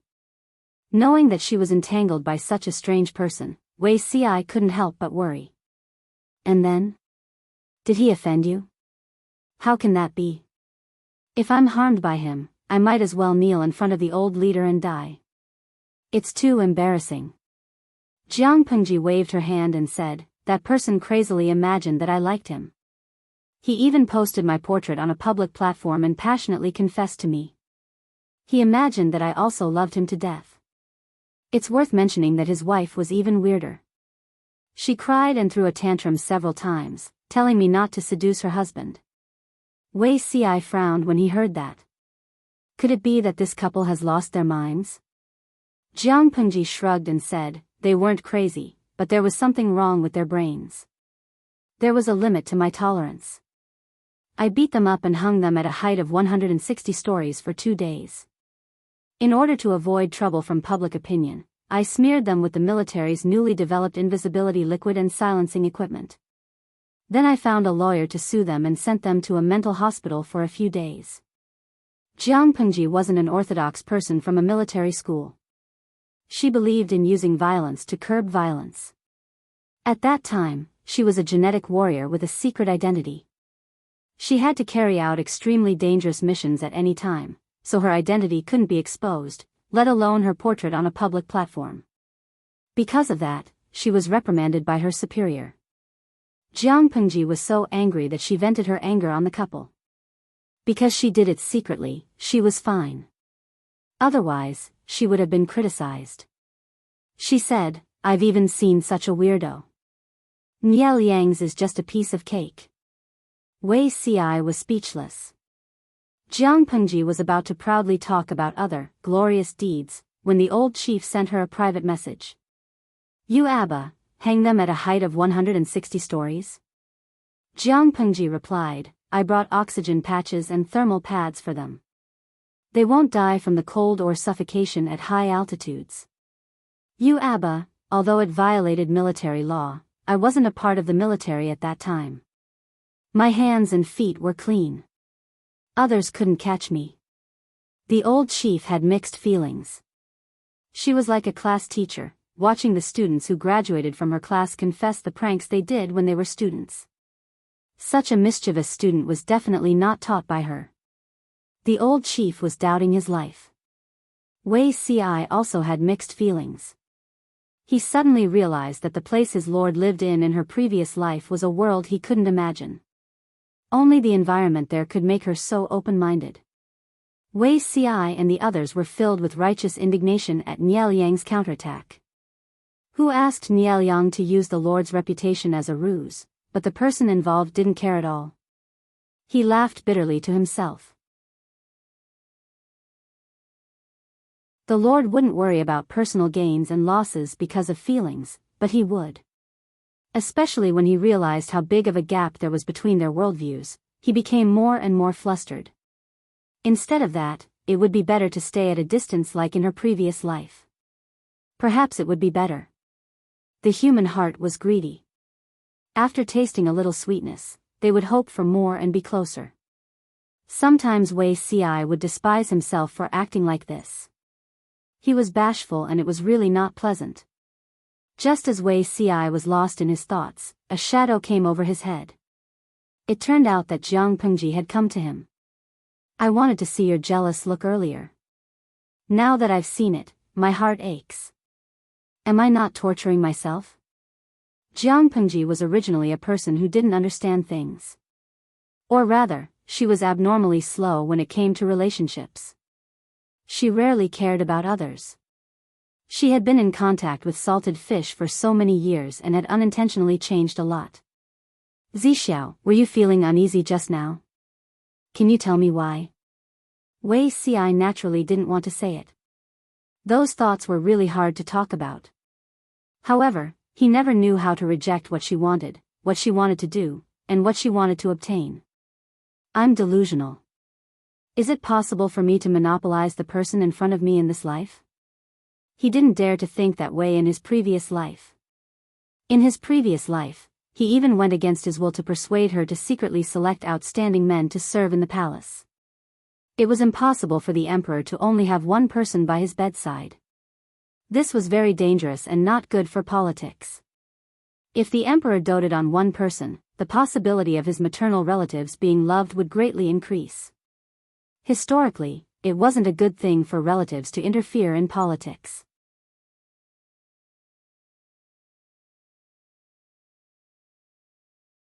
Chapter 1477. What, you don't know how to speak? Jiang Pengji waved her hand in front of Wei Si's face, but he still had a cute, lifeless look. Wei Si was too calm and composed. It was as if he could maintain a calm and dignified attitude at all times. It was rare to see him lose his composure like this. Jiang Pengji was not in a hurry to make him come back to his senses. Instead, she smiled and admired him. Wei Si blushed under her scorching gaze. "Am my lord?" Wei Si felt as if his heart was about to jump out of his throat. His ears were filled with the sound of his heartbeat. It was so loud that he could not help but wonder if Jiang Pengji could hear it. As he thought about it, his face, which was already 90% cooked, immediately became very cooked. Jiang Pengji's thumb twitched as she looked at him. Unfortunately, this was a military camp. She did not mind, but she had to take care of Wei Si. A melon that was forcefully taken would not be sweet. That person, his surname is Wei, given name Si, courtesy name Zixiao. This sentence was almost said with his earlobe in her mouth. Her hot breath blew on his sensitive ear, making his mouth and tongue feel hot. Jiang Pengji did not close the streaming room. Their interaction was watched by salted fish. Glistening Star Master, host, are you trying to take revenge on us? Previously, we held back for so many years and didn't touch Beauty Ci. Now, we have to eat their dog food every few days. I'm full of dog food. The live broadcast room is filled with the smell of dog abuse. Yaoing Yun, sob, asterisk, streamer, you've changed. In the past, you only flirted with salted fish, but now you only flirted with Beauty Ci. Nya Biling, host, tell me, are all of us 5 million years old salted fish not as attractive as Beauty Ci? Are we salted fish not salty enough, or is your standards of beauty too high? Look here, there are still 5 million salted fish waiting for you. Tudu Feichio, have some self-awareness. A salted fish is not as important as a beauty. The salted fishes silently watched the two display their affection and felt stifled. This live stream was too unfriendly to single salted fishes. They thought that the host would stay single with them until the end of time, but they didn't expect that she would secretly betray the organization. Jiang Pengji still had some integrity. She did not do anything shameful in front of 5 million salted fish. She stopped flirting after a while. Wei Ci spent a lot of energy to suppress the waves of excitement in his heart and regain his composure. My lord. Cough, why did my lord suddenly say this? Wei Ci had a reserved temperament. Even though he had seen His Majesty in his previous life, he was still a little embarrassed when faced with his lord's straightforwardness and boldness. Jiang Pengji said, a salted fish once told me that even if a relationship is established, the other half will panic if there is no promise. Wei Ci looked puzzled. Salted fish? Jiang Pengji said, salted fish is fish that is marinated in salt and dried in the sun. The salter it is, the more it goes with rice. There was a time when she was browsing through the bullet screen records out of boredom and happened to see such a sentence. At first, she was careless and thought that it was unnecessary. However, the situation just now reminded her that even the smartest person would be hesitant and uncertain when it came to feelings. She could afford to make a promise. Wei Ci didn't ask why the dried salted fish could speak, because when his lord spoke, he really couldn't understand. Jiang Pengji glanced at the bullet screen and happened to see a comment. Cafeteria Daffin Auntie, what the streamer means is that Zixiao is the saltiest among all the salted fish, so you picked him to eat? Wu Hanyu, amazing, my boss, your reading comprehension must be full marks. Ling Dian Xianmeng, the case is solved. We can't compete with Beauty Ci because we aren't as salty as him. Jiang Pengji smiled awkwardly but politely. The salted fish were still chatting and laughing. Jiang Pengji secretly rolled her eyes. I'm afraid Niao Yang won't let this go easily. After Wei Ci calmed down a little, he entered work mode. The charming and ambiguous atmosphere disappeared completely, making people sigh at his ability unwillingly. After a man and a woman confided their feelings to each other, if they didn't have some inappropriate content, wouldn't it be a waste of the atmosphere that was created with great difficulty? The two of them, on the other hand, switched between love and work mode at will. Jiang Pengji said, he definitely won't let this go easily, but this is also what I want. Isn't it better that Niao Yang is willing to take the initiative to send troops? It saves me the risk of going out of seclusion and increasing the risk. If they attack forcefully, it's mostly a probing attack. They won't use all their strength right from the start. There were more than 200,000 troops on Niao Yang's side. This was not a false number, it was a real 200,000 troops. From this, it could be seen how much pressure Jiang Pengji was under to guard the pass. However, she was sure that the outcome of this battle would be decided in at most half a year. Who asked Niao Yang to have a short life? If the lord of a force died of illness in front of the battle, even if the heir stepped forward to stabilize the situation, the morale of the army and their combat power would be greatly reduced. Apart from that, the Nia camp still had Niao Yang, who carried the system fragment and had ill intentions towards Niao Yang and Nia Qing. In Jiang Pengji's opinion, the scales of victory and defeat were already tilted towards her. Wei Ci reminded her, there are still a few batches of our army supplies that haven't arrived yet. Jiang Pengji said, I know, I can't show my fear. Niao Yang was a shrewd person. If Jiang Pengji showed any signs of lacking confidence, he could not guarantee that he would use all his troops to attack forcefully. After thinking about it, Jiang Pengji asked someone to call Qiguan Rang over to discuss the plan. When Qiguan Rang came over, he discreetly scanned their cheeks, lips, necks, and other places. After confirming that there were no suspicious traces, he bowed to Jiang Pengji and nodded to Wei Ci to greet him. He calmly took a seat at the head of the tent. Jiang Pengji said, I'm worried that Nieliang will lead his troops to attack Zhangjiang Pass in the near future. Qiguanrang could not help but laugh in his heart. His lord had been mischievous a few times in a row. Even the most cultured person would explode, let alone a feudal lord. Wasn't it normal for Nieliang to lead his troops to attack? However, Nieliang's temperament determined that he would not put all his eggs in one basket if he was not confident. It's most likely a test, a feint attack. Don't panic, my lord. Jiang Pengji said, that's true, but we can't let the other party test our depth. Qiguanrang asked, what does my lord want to do? Jiang Pengji said, discuss the matter of guarding the pass, how to arrange and settle the troops and supplies. Compared to defense, Jiang Pengji was better at attacking. She had not deeply studied ancient defensive tactics. It was safer to consult a professional about things that she did not understand. Qiguanrang was undoubtedly the professional among professionals. Everyone knew that Nieliang would lead his troops to get back at them, but they did not expect Nieliang to act so quickly and impatiently. Wei Ci secretly sighed with emotion. His lord's ability to infuriate people was becoming more and more exquisite. He did not have much contact with Nieliang, but he more or less knew some things through the narration of his elder brother in his previous life. His lord could be proud that she could make Nieliang break through her power.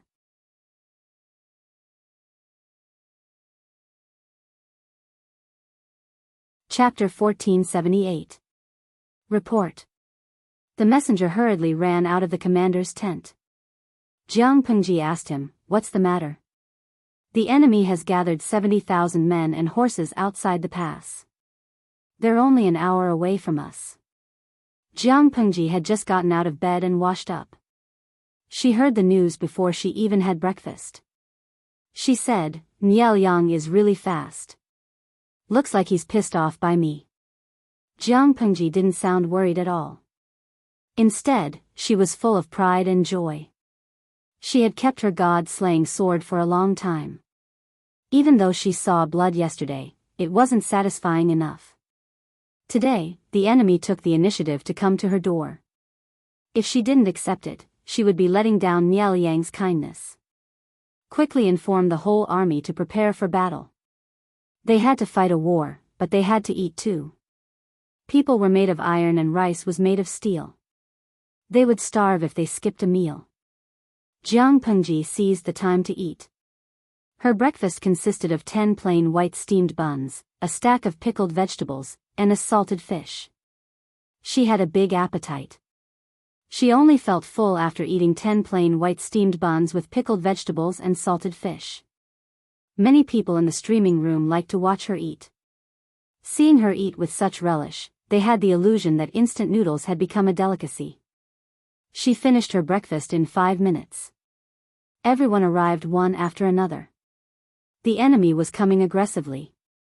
Jiang Pengji and the others didn't waste any time. They followed Qiguanrang's plan and defended the pass. On the city wall, Jiang Pengji stepped on the battlement and looked at the vast expanse of darkness at the end of the horizon. Can't I really lead the troops out of the pass to fight them? Qiguanrang said coldly, no. If my lord goes down, do you think the gate will be closed or open? If it was closed, would they stay on the city wall and watch their lord being imprisoned? If it was open, they could support their lord at any time. Wouldn't that be opening a convenient door for the enemy to break through? If they wanted to go down to defend the city, their lord was really hopeless. Sun Wen, who was beside her, also had an indescribable expression. Jiang Pengji refreshed his understanding of the word lord at any time. After thinking about it, his grandson was still the best. He was obedient and obedient. When the enemy attacked the city, he could focus on doing his job. Although Sun Lan and Feng Yi were young, they were more reliable. Sun Wen was very comforted. Jiang Pengji was chased off the city wall. She could only touch White's neck and sigh. My broadsword is hungry and thirsty, it can't withstand the little princess's prohibition. Dabai's hooves scraped against the ground, creating a shallow crater. Snorting was clearly a little anxious. Jiang Pengji kissed it and said, you want to kill the enemy with me, right? White barked like a human, as if agreeing with Jiang Pengji's words.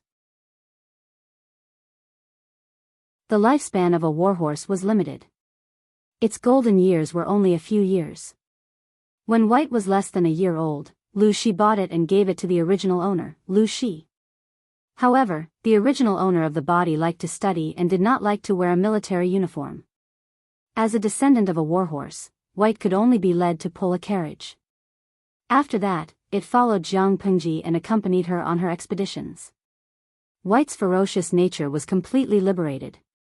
Midway through, she got pregnant and went offline for a few years. Now that she had finally returned to the battlefield, she was not satisfied. White acted coquettishly towards Jiang Pengji, barking and licking her. He looked like he was clinging to her. Jiang Pengji could not resist Whitey's enthusiasm. She could only smile and promise to bring it along in the next battle. It's hard to forget the beauty's grace.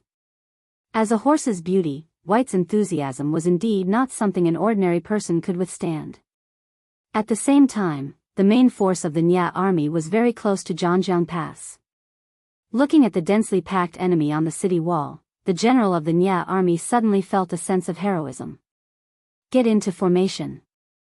Even though his lord, Niao Yang, had given the order to feign an attack to test the enemy, he also hoped that Jiang Pengji would suffer some losses in today's battle. How are the preparations on the city wall? The city wall was a chaotic place. Jiang Pengji could guarantee her own safety, but Qiguan Rang and the others would not allow her to take risks. Therefore, she could only temporarily stay at the back and understand the situation at the front line through the messenger.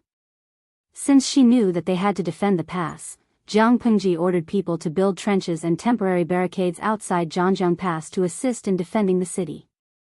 The messenger said, the military counselor said that everything is ready. Jiang Pengji asked again, how many archers did the enemy bring? How many weapons do they have? Zhongzhao's military force had always been the strongest among the 5 countries. Whether it was the quality of the soldiers, combat power, or the technical level of the weapons, they surpassed the other 4 countries. This was also the main reason why Zhongzhao could intimidate the other countries. After Zhongzhao was destroyed, the Nya family successively recovered various places and took over the military forces left behind by the royal family of Zhongzhao. Their overall strength could not be underestimated. Even if it was a feint, Jiang Pengji would not let down her guard. The messenger was prepared and answered in detail. Jiang Pengji took a deep breath. She could only suppress her emotions and continue to wait for the battle report from the front line. She believed that Qiguan Rang and Sun Wen would not let Niao Yang take advantage of them if they joined forces. However, the battlefield was ever-changing, and no one could guarantee anything. Jiang Pengji's hearing was excellent. Even if she stayed at the back, she could vaguely hear the war drums and shouts from the front line. Listening to the movements, the 2 sides seemed to be in a stalemate. Although the enemy was feigning an attack, they were serious. The Nya army led the way with wooden carriages equipped with thick shields to resist the tide-like rain of arrows falling from the city wall. The soldiers took the opportunity to advance, approaching the city wall of Zhanjiang Pass with scaling ladders. Although there were several trenches, they could not stop them for long. The enemy used wooden planks to level the ground and smoothly crossed over. Qiguan Rang was not surprised when he saw the situation. He ordered the soldiers to control the bed crossbows and shoot at the people in the designated positions. The penetrating power of the ballistae was much stronger than that of the arrows. A thick arrow landed on the wooden carriage's shield, instantly piercing through the shield and the carriage. The force of the arrow was so great that it instantly destroyed the chariot. However, as soon as a gap appeared, the Nya army's soldiers immediately filled it with bronze shields. Qiguan Rang said, "How are the rolling stones and burning oil?" The deputy general said, "Everything is ready. Don't worry, military counselor." Qiguan Rang was not under much pressure. The enemy's advance was not fast. The situation on Sun Wen's side was similar. After the 2 sides fought for a while, the general of the Nya army realized something was wrong. He realized that the enemy's archery was terrifyingly accurate, especially those thick arrows. They had a long range, great strength, and high accuracy. These were not enough to make him feel afraid, but the enemy's combat power was beyond his expectations. The communication was too backward. The distance between Dongqing and Zhongzhou was not close. Even if Niao Yang made Jiang Pengji the number one enemy to pay attention to, the speed of gathering information between the two places could not keep up with the speed of upgrading the woodworking workshop. Fighting a war was not only about manpower and logistics, but also about the level of technology. In the past, because everyone's level was low, the difference could not be seen. Now it was different. Jiang Pengji spent a huge amount of money on the woodworking workshop every year. If Zhang Ping and the others did not give her some real goods, would she give up? Because of the inconvenience of communication, the information held by the two families was not equal. Of course, not every soldier could be equipped with sophisticated equipment such as crossbows. Jiang Pengji did not have that much money.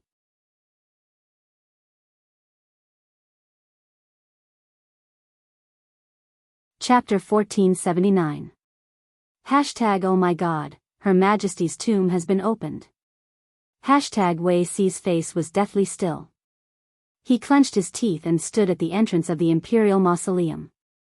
He did not know what had happened. In the blink of an eye, the warm spring of March had turned into July. The unfamiliar environment made him tremble. When he saw the introduction in front of the imperial mausoleum, he felt as if he had fallen into an ice cellar. He was angry and sad.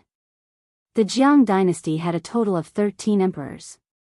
The imperial mausoleum was called the Qin Mausoleum, and it was the only imperial mausoleum that was open to the public. Wei Si did not know what kind of mentality the descendants of the later generations had. They actually allowed the imperial mausoleum to be visited and disturbed the peace of the ancestors. It was really... Thinking about it, he did not know what words to use to express the grief and anger in his heart. He could only hold the ticket tightly. He was pushed through the inspection like a piece of wood and entered the first door of the imperial mausoleum. Although it was an imperial mausoleum, the layout did not feel gloomy, but it was not extravagant either. Instead, it looked spacious and simple. There was a long stone corridor leading to the imperial mausoleum. The two walls were carved with the great and small deeds of the great ancestor from her youth to her old age. Passing through the stone corridor seemed to be looking at her life. As one of the famous tourist attractions in the country, the imperial mausoleum had a limit on the number of tourists it could receive every day. The tickets were often in short supply. Wei Si followed the crowd for about 100 meters and saw several tour groups. The tour guides were introducing the historical deeds represented by the murals to the tourists. Wei Si pursed his lips and staggered forward. His pale face made him look like a ghost in the imperial mausoleum. He heard one of the tour guides say, "The mural we are looking at now is the famous great ancestor's admonition." It warned the young emperor of the time not to hold a grand funeral. All the funerary objects should be replaced with ordinary clay. No living people, jade, gold, silver, copper, iron, and the like should be buried with them. This also became a custom passed down by the Jiang dynasty emperors. According to historical records, the most extravagant emperor in the history of the Jiang dynasty was Jiang Renzong. The funerary objects were only 2 more pure gold medals than his ancestors. This also made the funerary customs of the Jiang dynasty extremely simple. At the same time, the imperial mausoleum of this period was also the last target of the tomb raiders because there was no profit at all. The imperial mausoleum could be considered poor, but the area was not small. It was divided into 5 parts. The stone corridor recorded the events of the emperor's life, the main tomb, where the emperor's coffin was buried, the abode, where the emperor's calligraphy was buried, the official hall, where the statues of the emperor's ministers were placed, and finally, the outer hall, where the statues of thousands of soldiers were placed. According to historical records, except for the current empress, the tombs of the previous 12 emperors were exactly the same. Opening the Qin mausoleum was equivalent to looking at the tombs of the other 11 emperors. Wei Si followed the crowd and walked through the stone corridor. There were many people, but fortunately, his body was tall enough to stand out from the crowd. He endured the redness in his eyes as he stood in a corner at the end of the stone corridor, slowly calming down. At this moment, he heard a young female voice speak out the voice in his heart. A great humiliation. Although the imperial family had handed over their authority and become a constitutional monarch, they were not completely dead. They were actually forced to open their ancestors' mausoleum. Wei Ci tilted his head and looked at the source of the voice. He saw a 6 or 7-year-old girl with a straight face and slightly red eyes. Do you think it's a humiliation too? Wei Ci asked her. The girl said, isn't it? Wei Ci saw that the girl looked kind and even had the urge to get close to her. There are too many people here. Shall I take you somewhere else to wait for your family to come? There were too many kidnappers. This girl was so pretty, so she might be unlucky. The girl glanced at him, pursed her lips, and held out her hand. Wei Ci held her hand and walked forward. He asked casually, why did you say it's a great humiliation just now? The girl said coldly, nearly 100 years ago, the power of the people rose and encouraged the people to force the imperial family to reform. The imperial family's influence gradually weakened. The Empress of that generation made a decision and took the initiative to sign a constitutional monarch treaty. However, the imperial family is still the imperial family. There are always people who are worried that the Empress will return, so they repeatedly tested the bottom line. The imperial family had already delegated power. Besides a small amount of military power, they basically had no other reliance. They had no choice but to compromise. More than 20 years ago, the mausoleum of Emperor Qin collapsed. The outside world wanted to send experts to intervene in the restoration of the mausoleum under the pretext of protecting the mausoleum so that they could study the history of that period. Then, they made an unreasonable request to make it a scenic spot. Wei Ci trembled. That's too much. Then why did they delegate power and establish a constitution? Because. The girl tilted her head and pondered for a while. She said sadly, times are always moving forward. The imperial family can't keep up with the changes. If they stubbornly seize the power of the imperial family and don't let go, they are bound to fight against the trend of the entire era. One of the two has to be sacrificed. The imperial family chose to sacrifice their own interests. On one hand, they are thinking about the stability of the entire country. On the other hand, they are also thinking about long-term survival. There was no change that didn't require blood and sacrifice, unless one side took the initiative to give in and allow the change to happen. Wei Ci felt like a fish bone was stuck in his throat. He almost didn't know how to respond.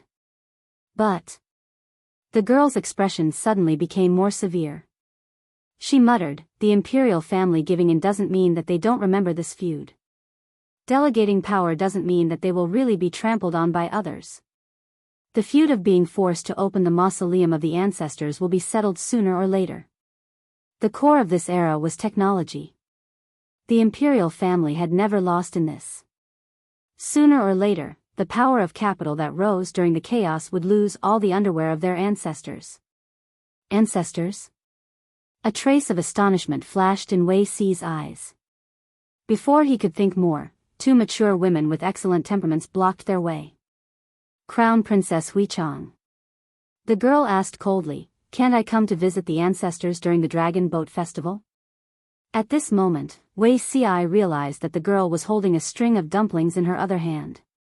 This girl was indeed, Madam is angry that you ran away from home without saying anything, the girl said.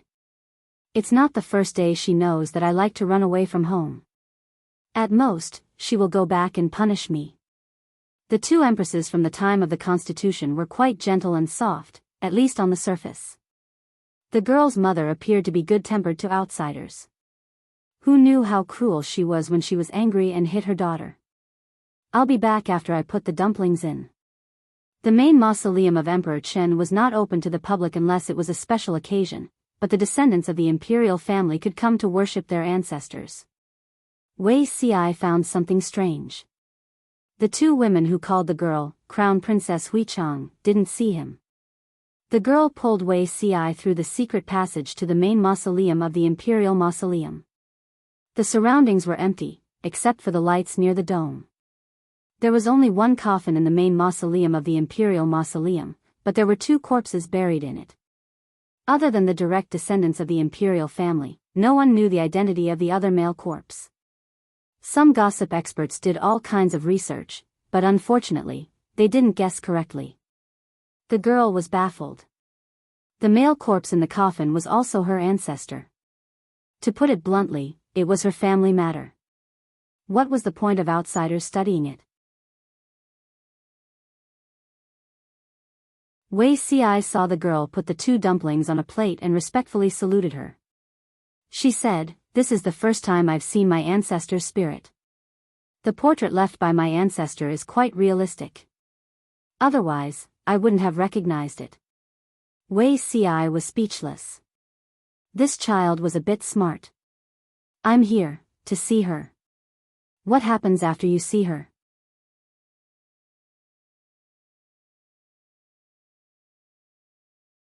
Chapter 1480. Even if it was a tentative attack, the troops under Nieliang's command were not pushovers. They actually put a certain amount of pressure on Zhangjiang Pass. However, Qiguan Rang had considered this long ago. He made full use of the terrain of Zhangjiang Pass. While commanding on the city wall, he ordered the archers and soldiers who operated the crossbows to focus on attacking the weakest parts of the enemy's formation. Combined with the terrain, the speed of Nieliang's army's advance was greatly reduced. Jiang Pengji waited at the back for a while. She could not sit still anymore. Although the messengers would send back the important information of the battlefield, it was not as good as seeing it with her own eyes. It's been almost 15 minutes. The enemy still has no intention of retreating? At present, there were not many casualties on both sides. When Nieliang's army set up ladders and covered the battering pillars to hit the city gate, the casualties would increase dramatically. Because it would be crowded at that time, even a blind man could kill 2 birds with 1 stone. When the attacking side climbed the wall using ladders or ropes, the defending side would knock people down. According to the height of the city gate of Zhangjiang Pass, it would basically be a child falling down. If they really entered this stage, the losses of Nieliang's army would be much greater than now. Jiang Pengji muttered, "It's just a feint. Why work so hard?" She was bored out of her mind. The salted fish in the streaming room were even more bored than her. The battle report was not exciting enough.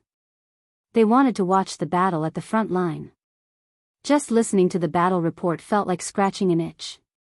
It was better not to listen, but it was even more uncomfortable. Fitness Darren, "Hey, why is Nieliang working so hard this time?" Streamer, "Don't you have any idea? If she didn't anger Nieliang, why would he be so angry?" Slimming Gazai, "I now feel like a player who participated in the World Cup but sat on the bench from beginning to end." He watched his teammates gallop on the field, but he could only be moldy from idleness.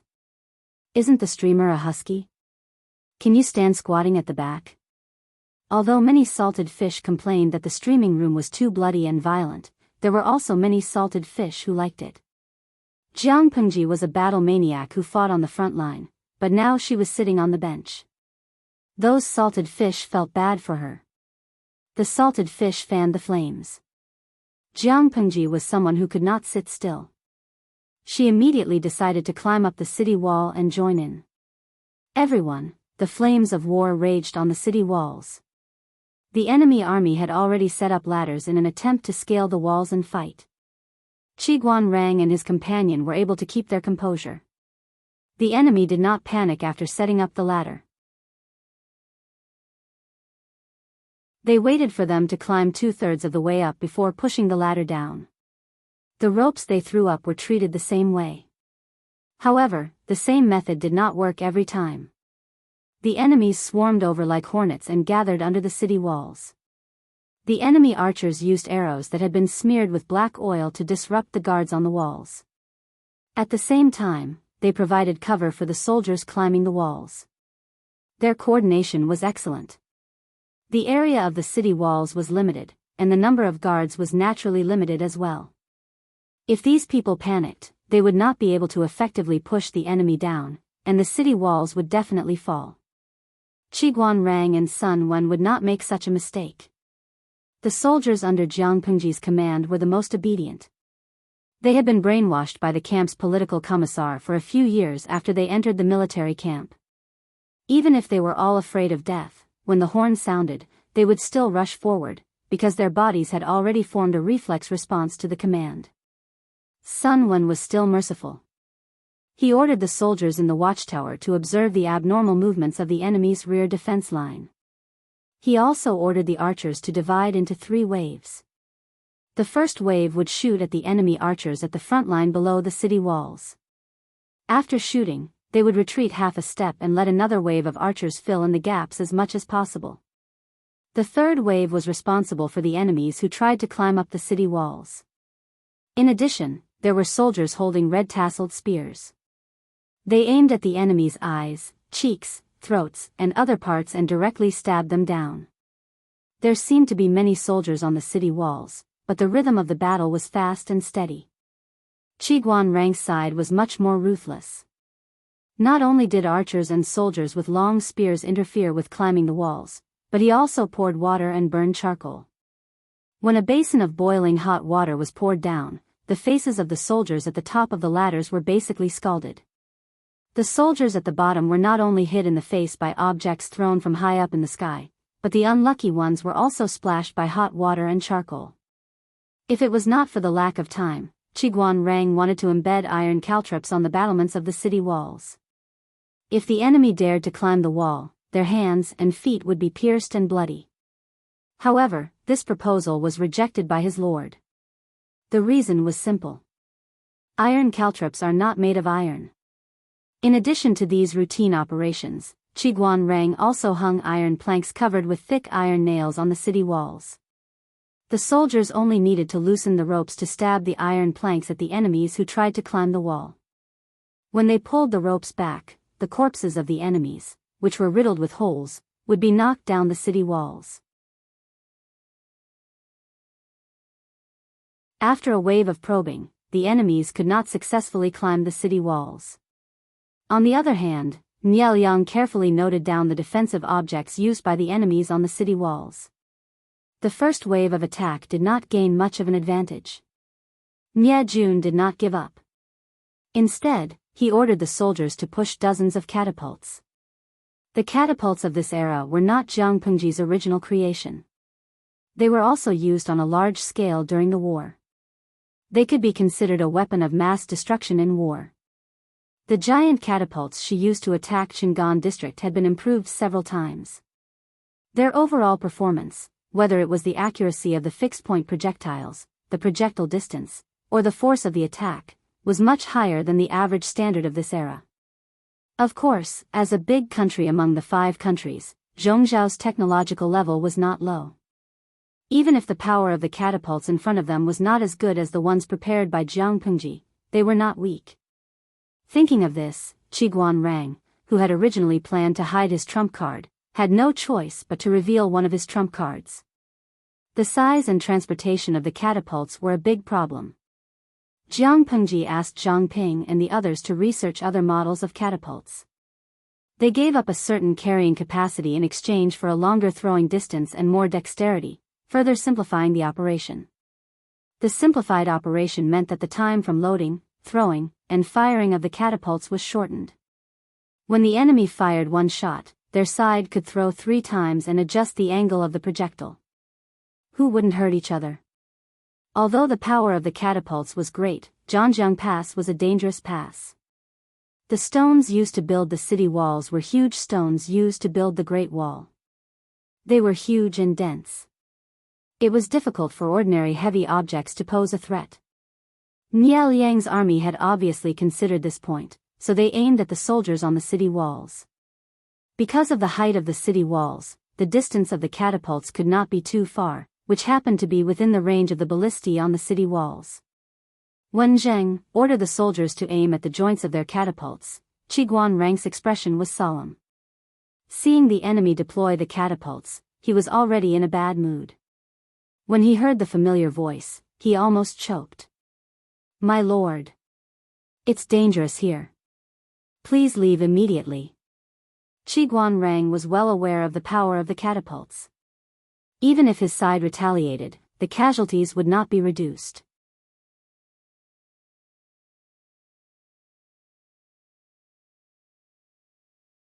Chapter 1481. Jiang Pengji looked helpless. She said, "Don't panic.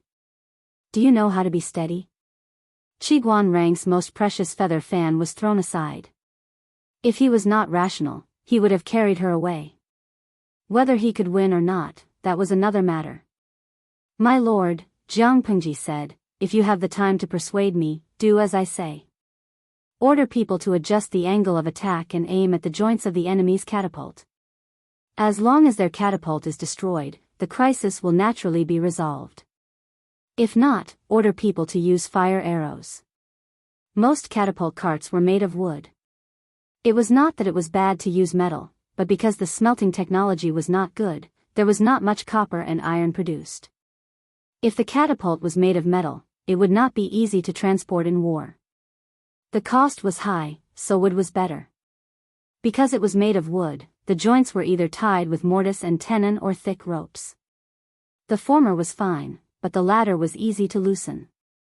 If fire arrows or crossbows were used to aim at the joints, they should be able to hit the enemy's catapult. If one arrow did not work, use 2 arrows. If 2 arrows did not work, use 3 arrows. They could not be restricted and let the enemy attack freely. Qiguan Rang saw that his lord was unmoved and could only sigh. He was secretly prepared to apologize. If his lord was injured, he would be the scapegoat. Who asked him to not be able to persuade his lord? Instead, he indulged her. Yes. Qiguan Rang immediately passed down the order. While continuing to target the enemy who tried to climb the wall, some people were sent to deal with the catapult. Jiang Pengji said, "Fortunately, we are defending the city.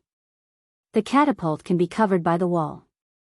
Otherwise, it would most likely be the same result." Qiguan Rang was speechless. To be honest, he knew about burning the catapult. If Jiang Pengji did not come, he would have done the same, but to aim at the joints, Qiguan Rang understood a little. Why did his lord like carpentry so much? It was not without its benefits. The enemy used the catapult to attack the city.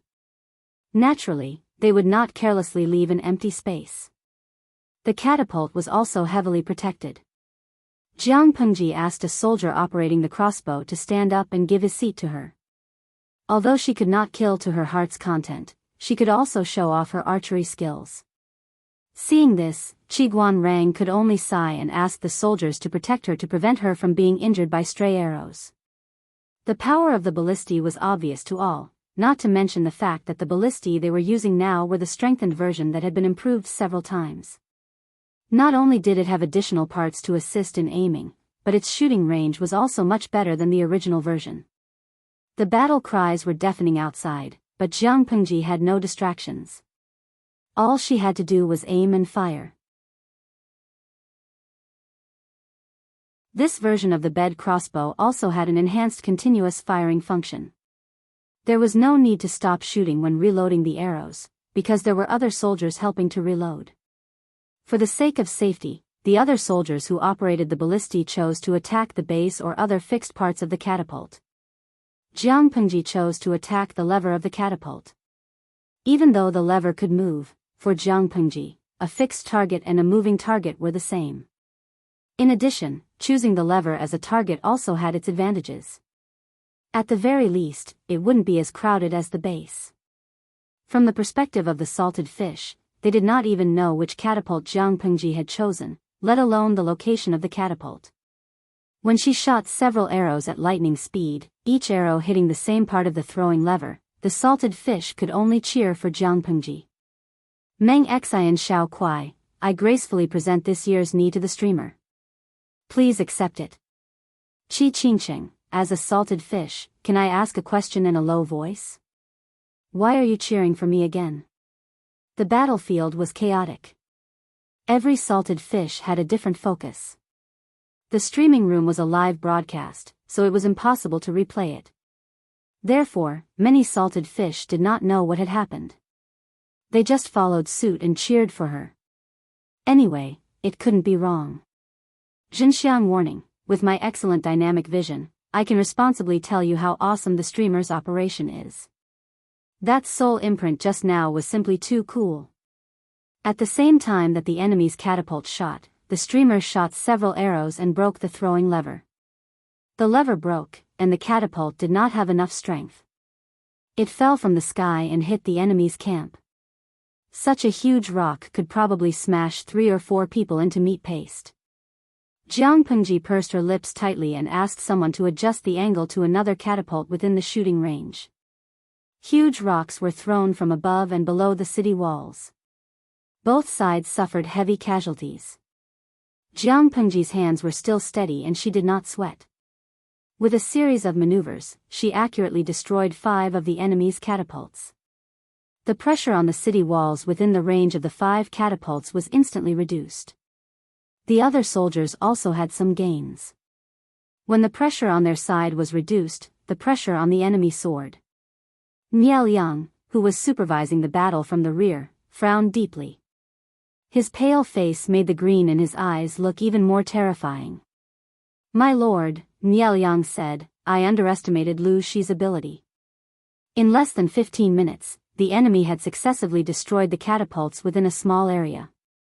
It was obvious that the enemy had a general with superb archery skills.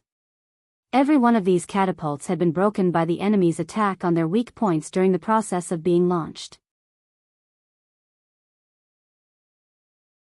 The battlefield was chaotic, and it took a lot of time to replace the throwing lever. It was almost equivalent to being useless. Why haven't I heard of such a person in Lu Shi's camp before? This kind of archery skill was used to defend the city and greatly limited the catapults of the attacking side. It was simply a nightmare. Niao Liang saw that no one answered and sighed. Forget it. It's about time for today. The number of catapults they brought to attack the city this time was not many. The enemy was so good at dismantling them. The possibility of successfully attacking the city was almost zero. Niao Liang was not a stubborn person who sought victory. He clearly remembered the real purpose of today. He lowered his eyes and issued several orders. The depth of his eyes seemed to be like a bottomless abyss. Not long after, Qiguan rang and the others also realized that the enemy's attack had slowed down. It seemed that they had the intention of retreating. After fighting for 2 hours, the total number of casualties on both sides was close to 7,000. If they continued to waste time, none of them would have an advantage. Niao Liang's side was feigning an attack. They had enough people, but they did not bring enough military supplies. Their endurance was worrying. Jiang Pengji also had a few batches of supplies on the way. If they continued to carry them, they would inevitably face the predicament of not having enough supplies to defend the city. They were relieved that Niao Liang had retreated. Jiang Pengji watched for a while, but she had a bad feeling in her heart. Qiguan Rang also said, "Niao Liang suffered such a big loss yesterday. If he retreated without a winner being decided today, wouldn't it be?" Thinking of this, he felt that Niao Liang still had a trick up his sleeve. That's right. At this moment, what trick could Niao Liang have? Jiang Pengji stood on the city wall and looked down. She suddenly remembered something when she saw a pile of corpses piled up high. "Wenzheng. Your subject is here. Quickly order people to prepare water. Take preventive measures." Jiang Pengji said, "I suddenly thought of Gemin Pass."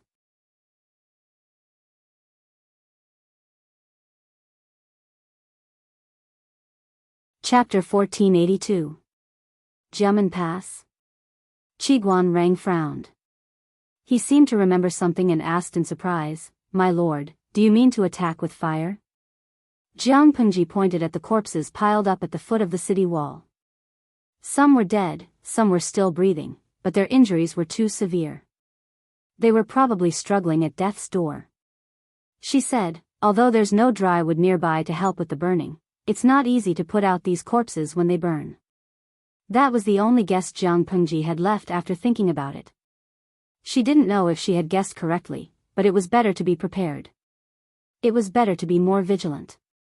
Qiguan Rang didn't dare to delay and immediately gave the order.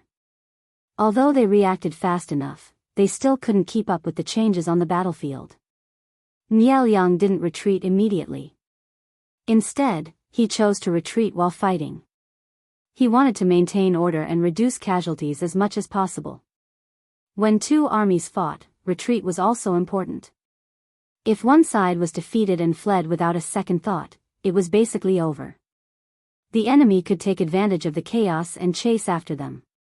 Especially when they met someone like Jiang Pengji who loved to fight. Even if she was the general guarding the pass, she would lead her troops out of the pass to chase after the enemy. How could they reduce casualties and deter the enemy from chasing after them? Of course, it was to send people to stall the enemy and fight while retreating. Only by maintaining the army's formation could they reduce losses. Exposing one's back to the enemy without taking any precautions was tantamount to handing over one's life to the enemy. Nieliang naturally wouldn't make such a mistake. While they retreated, the rain of arrows on the city wall didn't stop. The enemy slowly retreated more than 30 meters, but Jiang Pengji didn't dare to let her guard down. She frowned even more. Just a small fire attack. Nieliang looked at the city wall. Although he couldn't see who was standing on it, he was sure that Jiang Pengji was paying attention to the situation at the front like him. Of course, he remembered the humiliation yesterday. Today, he pretended to attack to test the enemy's strength, but he also wanted to get back at her. Unfortunately, Jiang Pengji was too cautious. She had already cleaned up the forest near Zhanjiang Pass. If not for this great fire might have surrounded the entire Zhanjiang Pass. It was a southeast wind that day. The wind wasn't strong, but it was just right for Nieliang. Thousands of archers shot arrows at the corpses below the city wall. Wave after wave, none of the arrows reached the battlements. Some soldiers who didn't know what was going on couldn't help but laugh. What was the use of shooting rockets at a dead person? Jiang Pengji's face turned solemn because she smelled a familiar pungent smell in the wind. It was easy to miss if one did not smell it carefully. Both sides had used fire arrows during the battle. As a result, the battlefield was filled with thick smoke. Some unlucky corpses were hit, and their clothes and corpses gave off a burnt smell. Under the cover of this smell, the smell of black oil, kerosene, and sulfur was easily ignored. Jiang Pengji stood on the city wall and looked down. She scanned her surroundings. After a while, she found that the clothes worn by the enemy's corpses were a little strange. Some of the soldiers even had firewood wrapped around their waists. The firewood was bound in linen cloth that had been washed with black oil. The scene of the battle between the two armies was extremely chaotic. Neither the supervisors nor the frontline soldiers noticed this, so it was easy to overlook it. This Nieliang, Jiang Pengji clenched her fists. On the other side, Sun Wen, who was supervising the battle, also noticed that the speed at which the corpses were burning was abnormal. In the span of a few breaths, the small flame had turned into a towering blaze that quickly spread. If the city wall of Zhanjiang Pass had not been made of huge stones, the fire would have reached it. Seeing that Zhanjiang Pass in the distance was surrounded by orange flames that soared into the sky, Nieliang's depressed mood eased a little. Zishuan, send someone to investigate which General Lu she promoted after this battle. On the battlefield, he could consecutively destroy several catapults in a very short period of time. Such archery skills could be considered valiant anywhere. He might not become the main general to lead the troops to kill the enemy, but he would not be a nobody. It was impossible for Jiang Pengji not to reward him generously for his meritorious service. Nieliang only needed to send someone to pay attention to who was promoted and rewarded. He could basically lock onto his target. Wei Yong agreed in a low voice. He saw that Nieliang's complexion had improved a little, and his mood also relaxed a lot. There's one thing that we need to pay attention to. The catapults under Lu Shi's command are obviously better than ours. Their power is extraordinary. Nieliang's feigned attack was not only to regain his dignity, but also to find out the enemy's background and see what cards they had up their sleeves. When the enemy showed off the catapults, he did not pay attention, but he soon discovered that the frequency and distance of the catapults on the enemy's city wall were much higher than his own. If he only discovered this during the final battle, he would definitely be caught off guard by the enemy. He could still make up for it now. Wei Yong said, Lu Shi values the Mahists very much. He is very respectful to the scholars who are from the Mahists under his command. It is expected that the catapults are powerful. I'm just worried that other than the catapults, they are still hiding other killing moves that they have yet to reveal. Niao Yang asked him, did the spies we sent out find out any relevant information? Lu Shi is extremely cautious in his work, and he is very strict in guarding the supplies. No matter who it is, they need to show their token and register their name to enter and exit. Our spies can't find out more. Wei Yong shook his head regretfully and changed the topic. However, a few years ago, before Lu Shi grew up, I did leave a trick up my sleeve and ordered a few men of sacrifice to sneak into Dongqing. They seem to have gained a lot and are currently on their way back secretly. Niao Yang said, Zishuan is still more thoughtful. Wei Yong shook his head and sighed. No, it's only because of my third brother. That one called Wei Ci? Niao Yang still remembered Wei Ci. After all, there were not many men with such charm in the world. He was a person who left a deep impression. Speaking of which, Wei Ci could be considered as Niao Yang's savior. If Wei Ci had not taken his pulse, Niao Yang might have only realized that he had been tampered with before he died. Even if the Lord chosen by Zixiao doesn't show it on the outside, there must be something extraordinary about her. We have to guard against her. If Jiang Pengji knew about this news, she might be angry for a while. In fact, Jiang Pengji was very angry now. The fire spread very quickly. Even though Qiguan Rang had sent people to fetch water, Niao Yang used black oil and other substances to ignite the fire. There were thousands of corpses burning underneath. It was impossible to extinguish the fire by relying on manpower. There was something that was even more annoying. When the enemy soldiers climbed the ladder for the last time, they secretly pierced the sack containing the black oil and let the black oil flow down the city wall. When the corpses below formed a big fire, the flames ignited the black oil on the city wall. The flames climbed up from below and spread to the towers and watchtowers on the city wall. For a moment, everyone was in a sorry state. Even so, Jiang Pengji could only suppress her anger and order people to move the injured soldiers and catapults on the city wall.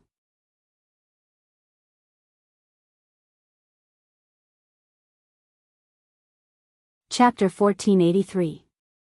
The wind fanned the flames, and the fire burned vigorously. Even from far away, one could see the thick smoke rising into the sky from Zhangjiang Pass. Jiang Pengji and the rest looked calm. Not to mention them, the soldiers under the tent did not have any reaction. Those who were supposed to put out the fire did so, those who were supposed to move the injured soldiers did so, and those who were supposed to move the catapult carts did so. The mental fortitude of the idle fish in the live broadcast room was not as strong. Many salted fish covered their mouths and vomited after watching for a while. Especially when Jiang Pengji said, "There's the smell of cooked meat in the air," the entire bullet screen stopped. She had been chased off the city gate tower by Qiguan Rang and was feeling gloomy.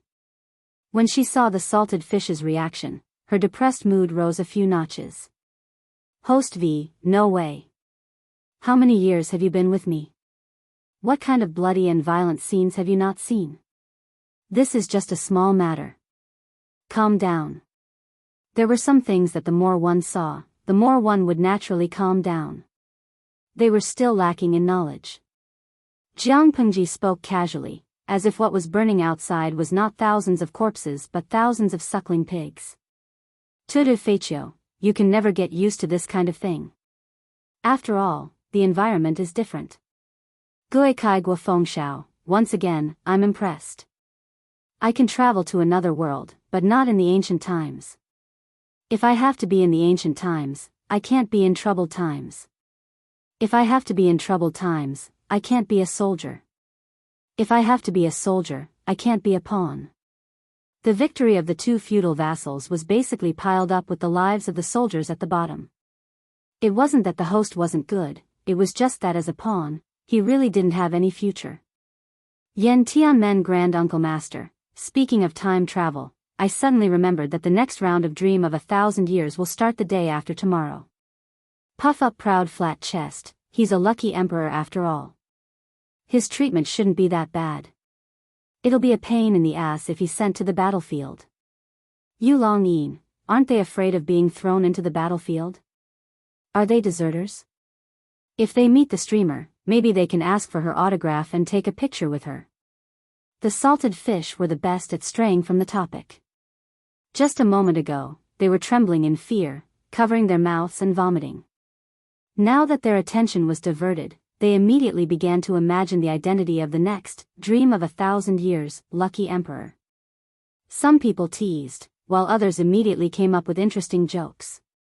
Looking at the streaming room that had returned to normal, Jiang Pengji snorted secretly. She was really bored out of her mind. She was actually worried about these salted fishes not adapting well. They were clearly adapting well.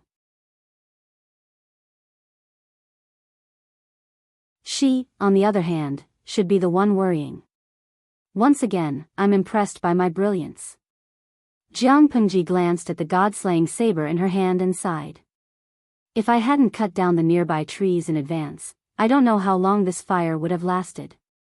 Perhaps Niel Yang would have been able to take advantage of the situation and break through. Just as she was feeling emotional, the old general's private message rang. Your Abba, it's going to rain soon. This is really the work of the chosen one. Jiang Pengji's face was full of questions. Rain? At this time? She looked up at the sky. It had been dark since morning. She could see that it had been raining recently, but not today. The old chief quickly sent her another message, mocking Jiang Pengji's failure in geography. Your Abba, even though you're already the Legion commander and the future marshal of the Federation, and no one will question your education background, don't let the cat out of the bag. Didn't you notice that the terrain of Zhangjiang Pass is very strange? The pass is narrow, the hinterland is wide, the mountains on both sides are high and steep, and the middle is low. This kind of terrain is quite bad in terms of air circulation. It should have been raining on your side, but the fire accelerated the formation of the rainwater. In my opinion, at this rate, it will rain in half an hour at most. Don't you think you should prepare for it? Jiang Pengji also heard it, and she suddenly looked a little embarrassed. I entered the children's military school when I was very young. Within 2 years, I was directly recruited into the genetic warrior training camp. It's normal for me to fail my cultural classes. Jiang Pengji began to act shamelessly. How could she admit that she was not cultured enough? Really? It will rain in half an hour? The dear old chief only gave her the 8 syllables. It was up to her whether she believed it or not. Jiang Pengji, you're the top student, you're right. She was thinking about how to manipulate the situation when a gust of wind came in. My lord, I have something to report. Jiang Pengji said, coincidentally, I also have something to tell you. Wei Ci said, my lord, you may speak first. Jiang Pengji said, I have a premonition that it's going to rain soon. Wei Ci could not help but laugh. Coincidentally, I want to talk about this too. After the fire was ignited, the southeast wind, which was originally gentle, grew stronger. The wind fueled the fire, and it burned even more fiercely at the pass. The sky, which was initially bright, seemed to be covered with a layer of black gauze, and there was a faint trend of rain. Jiang Pengji smiled evilly. I hope that before the fire is extinguished, it will rain, even if it's just a drizzle. Exactly, Wei Ci said, at least the enemy will know. Jiang Pengji said to him, one is marked by the company one keeps. The ancients did not deceive me. Wei Ci was also black-hearted. If Niel Yang really knew, he would be so angry that he would be in trouble. It was not easy to get back at them with the fire, but who knew that the heavens would not give them face and send rain to help Jiang Pengji and the others extinguish the fire. Although this was a normal change in the weather, with a little use of public opinion, the image of their lord as the child of destiny could be created in an instant. Once it was confirmed, the soldiers under Niel Yang's tent would probably be restless for a while. They were naturally not afraid of fighting with others, but if they were to fight with the child of destiny chosen by the heavens, would there be any hope of victory? Once the morale of the army was shaken, the morale would also be low. Jiang Pengji was used to using her advantages, so she would naturally not let go of this marketing opportunity. She looked at Wei Xiai and said, "Zixiao, do you think I should set up an altar or perform a sword dance to pray for rain? It would be more effective." Wei Xiai said, "No, if there is no rain, won't the Lord be passive?" Even if Wei Xiai was 90% confident, he dared not joke around with Jiang Pengji's reputation. Wei Xiai rejected it, and Jiang Pengji did not insist. She did not like to dance. The two of them muttered. Qiguan Rang and the others were in a much more difficult situation. Old Master Sun Wen was sent away due to his old age, so he could not leave at will. His originally fair and clean face was smoked black, and the beard that he carefully groomed every day was also a little burnt. Because the fire could not be controlled, Qiguan Rang could only retreat from the danger zone. The medic saw that the back of his hand was red and swollen, and he suggested, "Military advisor, the back of your hand is swollen. Why don't you apply some ointment on it first?" Qiguan Rang agreed. When the medic applied ointment on his hand, a drop of water fell on his eyelashes. He blinked subconsciously, and after a while, another drop of water fell between his eyebrows. Qiguan Rang widened his eyes in shock, and he asked the medic with difficulty, "Do you feel anything? There seemed to be raindrops just now." At this moment.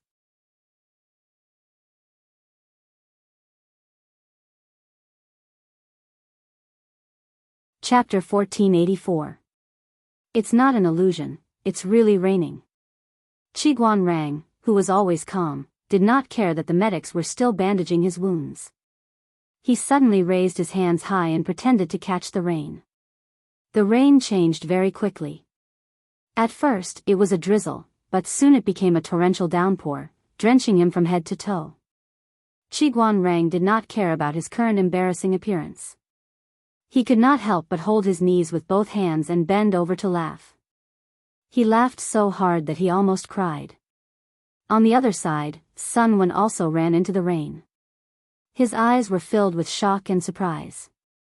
He could not believe what he saw. "Grandpa, Grandpa," Sun Lan secretly ran over because she was worried about Sun Wen. She happened to see her grandfather running into the rain. "The rain is so heavy. Why don't you find a place to hide?" An old man's body was incomparable to a young man's. Sun Lan was really worried that his grandfather would fall ill in the rain. He could not take the shock. He used the umbrella in his hand to shelter Sun Wen from the rain.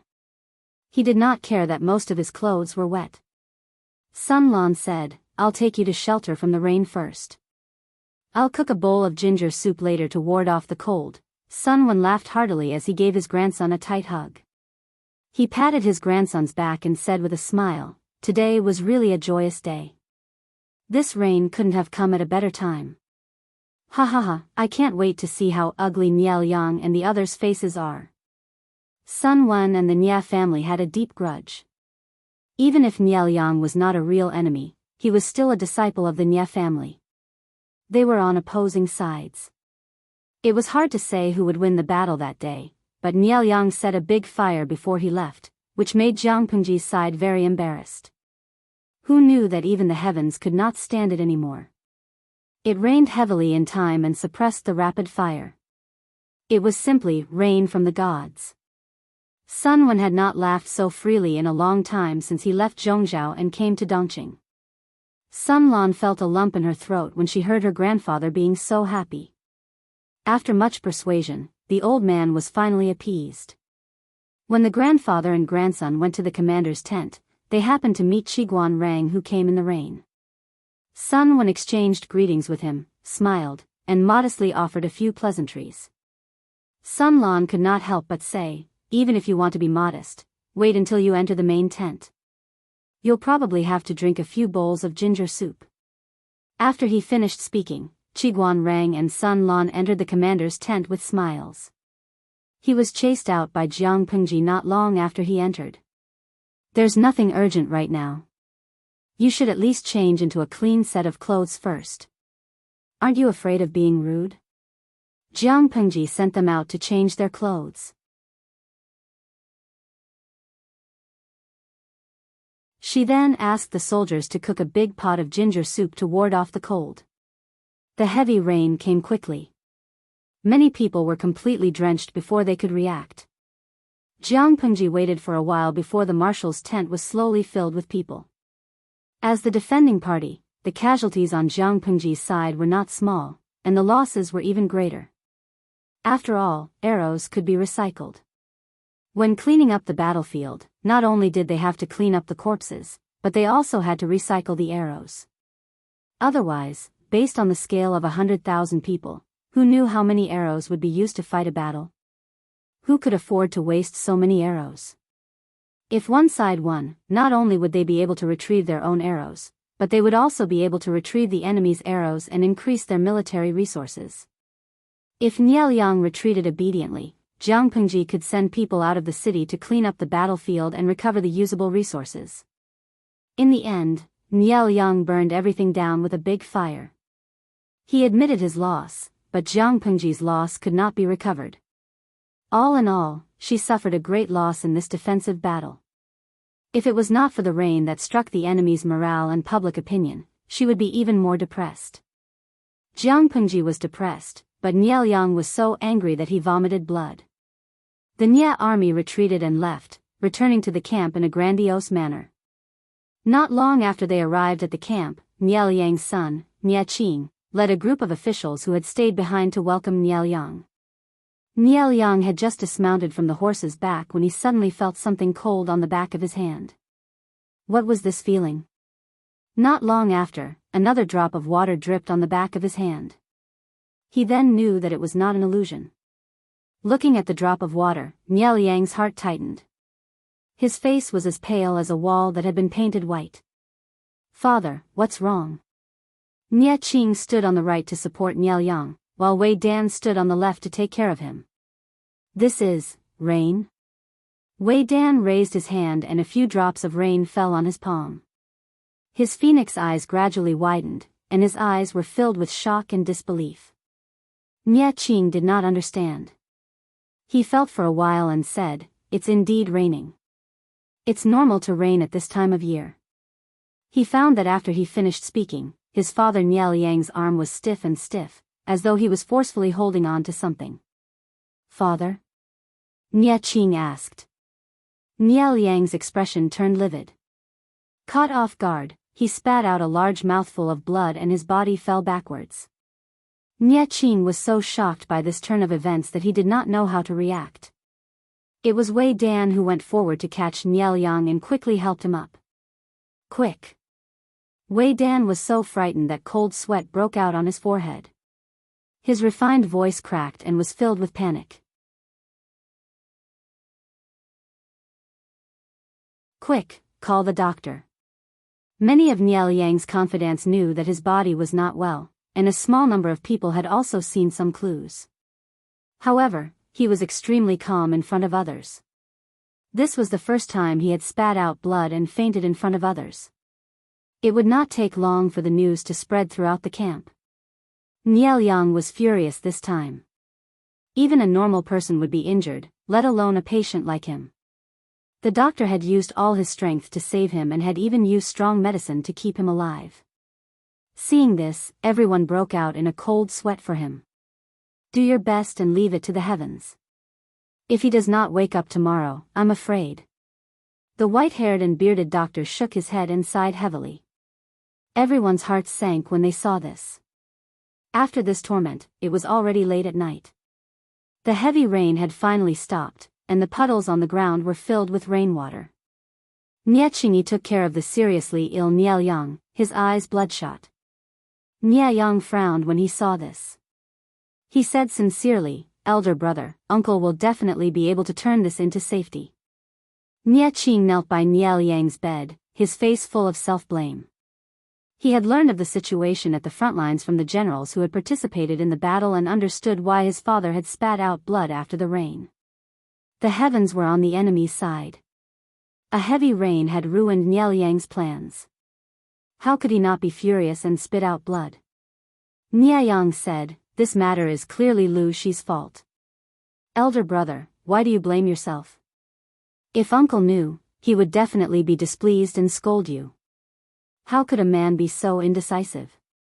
Niel Yang vomiting blood, in the end it had nothing to do with Nie Qing. What was he blaming himself for? Nie Qing said, "Would rather father wake up and scold me, or ask for the family rules, than watch him struggle on the line between life and death." Nie Yang did not say anything else. He only stayed by Nie Qing's side silently. The system's cold sarcasm entered his ears. "Nie Qing must be extremely touched by you right now, it's a pity. Who would know that you were the main culprit who harmed Nie Yang?"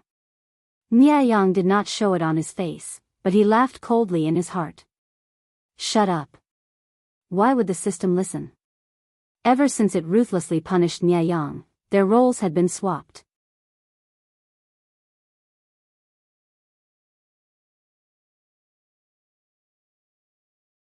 Chapter 1485. The matter of Nie Yang vomiting blood and fainting was suppressed by Wei Yong. Any soldier who dared to talk about it in private would be punished. After a series of harsh measures, the unstable morale of the army temporarily calmed down, but everyone knew that it was only temporary. There were 70,000 soldiers who participated in the battle during the day. These people had witnessed how the fire at Zhangjiang Pass started and knew how the fire was extinguished. Even God did not give them face and stood on the enemy's side. They were very flustered and worried about their future. Fighting with people was endless joy, but wasn't fighting with God courting death?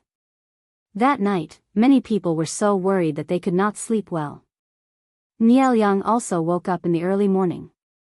He clearly felt that his body was much heavier than before, and he had no strength in his entire body.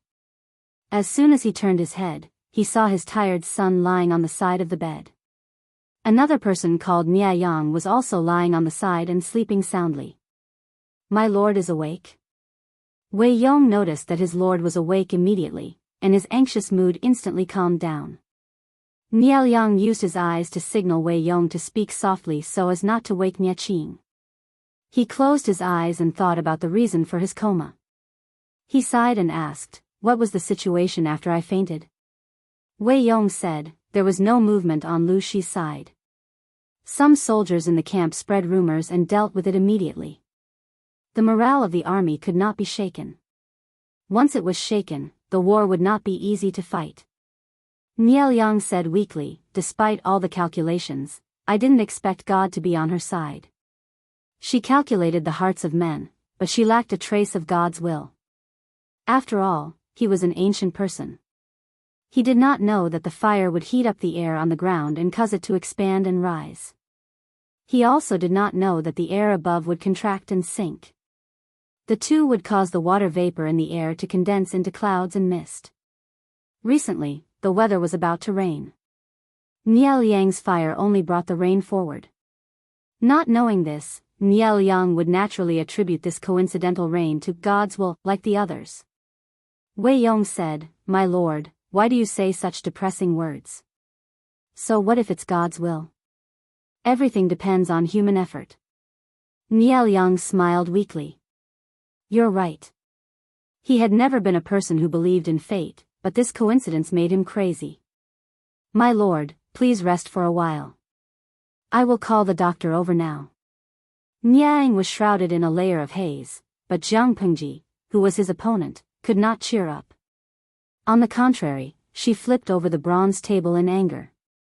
Bai Ning immediately stepped forward to plead for leniency. "My lord, please calm your anger. This general thinks that there are many suspicious points in this matter. We might as well return and continue the interrogation." He had no choice but to stand up. His daughter, Bai Yuexia, was also involved in the leak of the carpentry workshop secrets. He had never seen his lord so angry before. He was so scared that his liver trembled. Jiang Pengji suppressed her anger and did not continue tormenting the bronze table. Perhaps she would not have the chance to do so in the future. Why?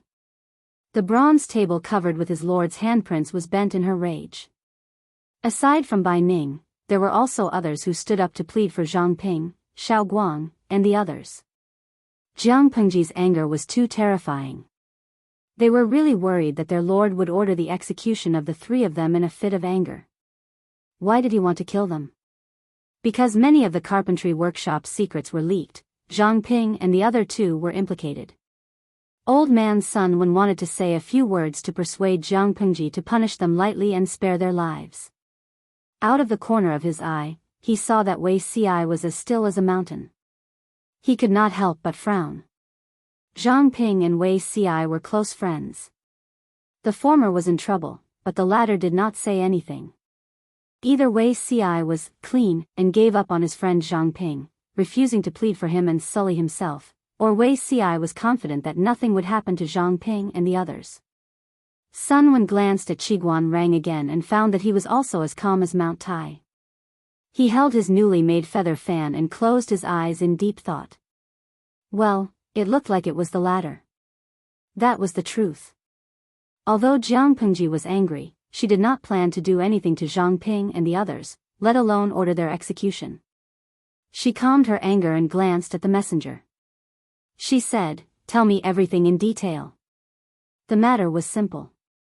Because of Zhang Ping and the others' negligence, a spy had infiltrated the carpentry workshop. The spy had a photographic memory and had quietly stolen several confidential drawings from the carpentry workshop. For several years, no clues had been found. It was only recently that a flaw was revealed. The spy was ready to slip away. He found an excuse that his mother was sick and asked Zhang Ping for a 7-day leave to visit his family. However, the spy did not return after 7 days. Zhang Ping was worried and sent someone to check the spy's address. Only then did he find that the house was empty. If that was the case, he would at most be suspicious. However, Zhang Ping found a fragment of old and yellowed rice paper in a bird's nest near the house. Although the fragment was only a small corner, Zhang Ping could still recognize that it was part of the design of a new crossbow that had been developed a while ago. He immediately became suspicious and ordered people to search everywhere. Finally, they found a few relatively complete drawings in the house of a sluggard nearby. The sluggard said, when that Mr. packed his things and left, he threw a pile of paper into the charcoal basin. I secretly stole some of them and hid them in my house. There are even words on them. When my son grows up, he can learn a word or two. Sir, I'm really not a thief. Zhang Ping felt dizzy when he heard this. The carpentry workshop had strict rules. No drawings could be taken out, and the confidential contents would be backed up and hidden in a secret storeroom. The storeroom had 3 locks, and only he, Xiao Guang, and Bai Yuexia could open it with the keys. The storeroom was heavily guarded, and there hadn't been any unusual movements recently. The only explanation was that the spy had secretly recorded the drawings and made a copy when he came back. Zhang Ping realized that the situation wasn't good and immediately reported this matter to Su Ku, Feng Jin, and the others. On one hand, they sent troops to kill the spy, and on the other, they carefully investigated the truth of the matter. This spy was a member of the Mo family who had sought refuge with Zhang Ping many years ago. Because Zhang Ping disliked his ability, he had never been put in an important position. Later, the spy was transferred to Xiao Guang's side. Xiao Guang had a good temper and would occasionally give the spy some work. The real reason this spy was promoted was because of Bai Yuexia. Bai Yuexia had discovered that the spy had a photographic memory.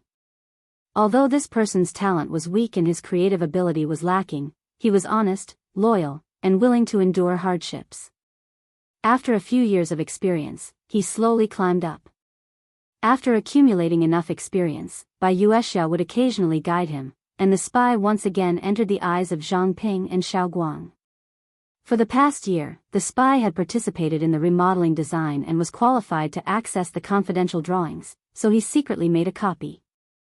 Because Zhang Ping and the others would update the drawings at any time and make changes to the details, the spy had quite a few copies.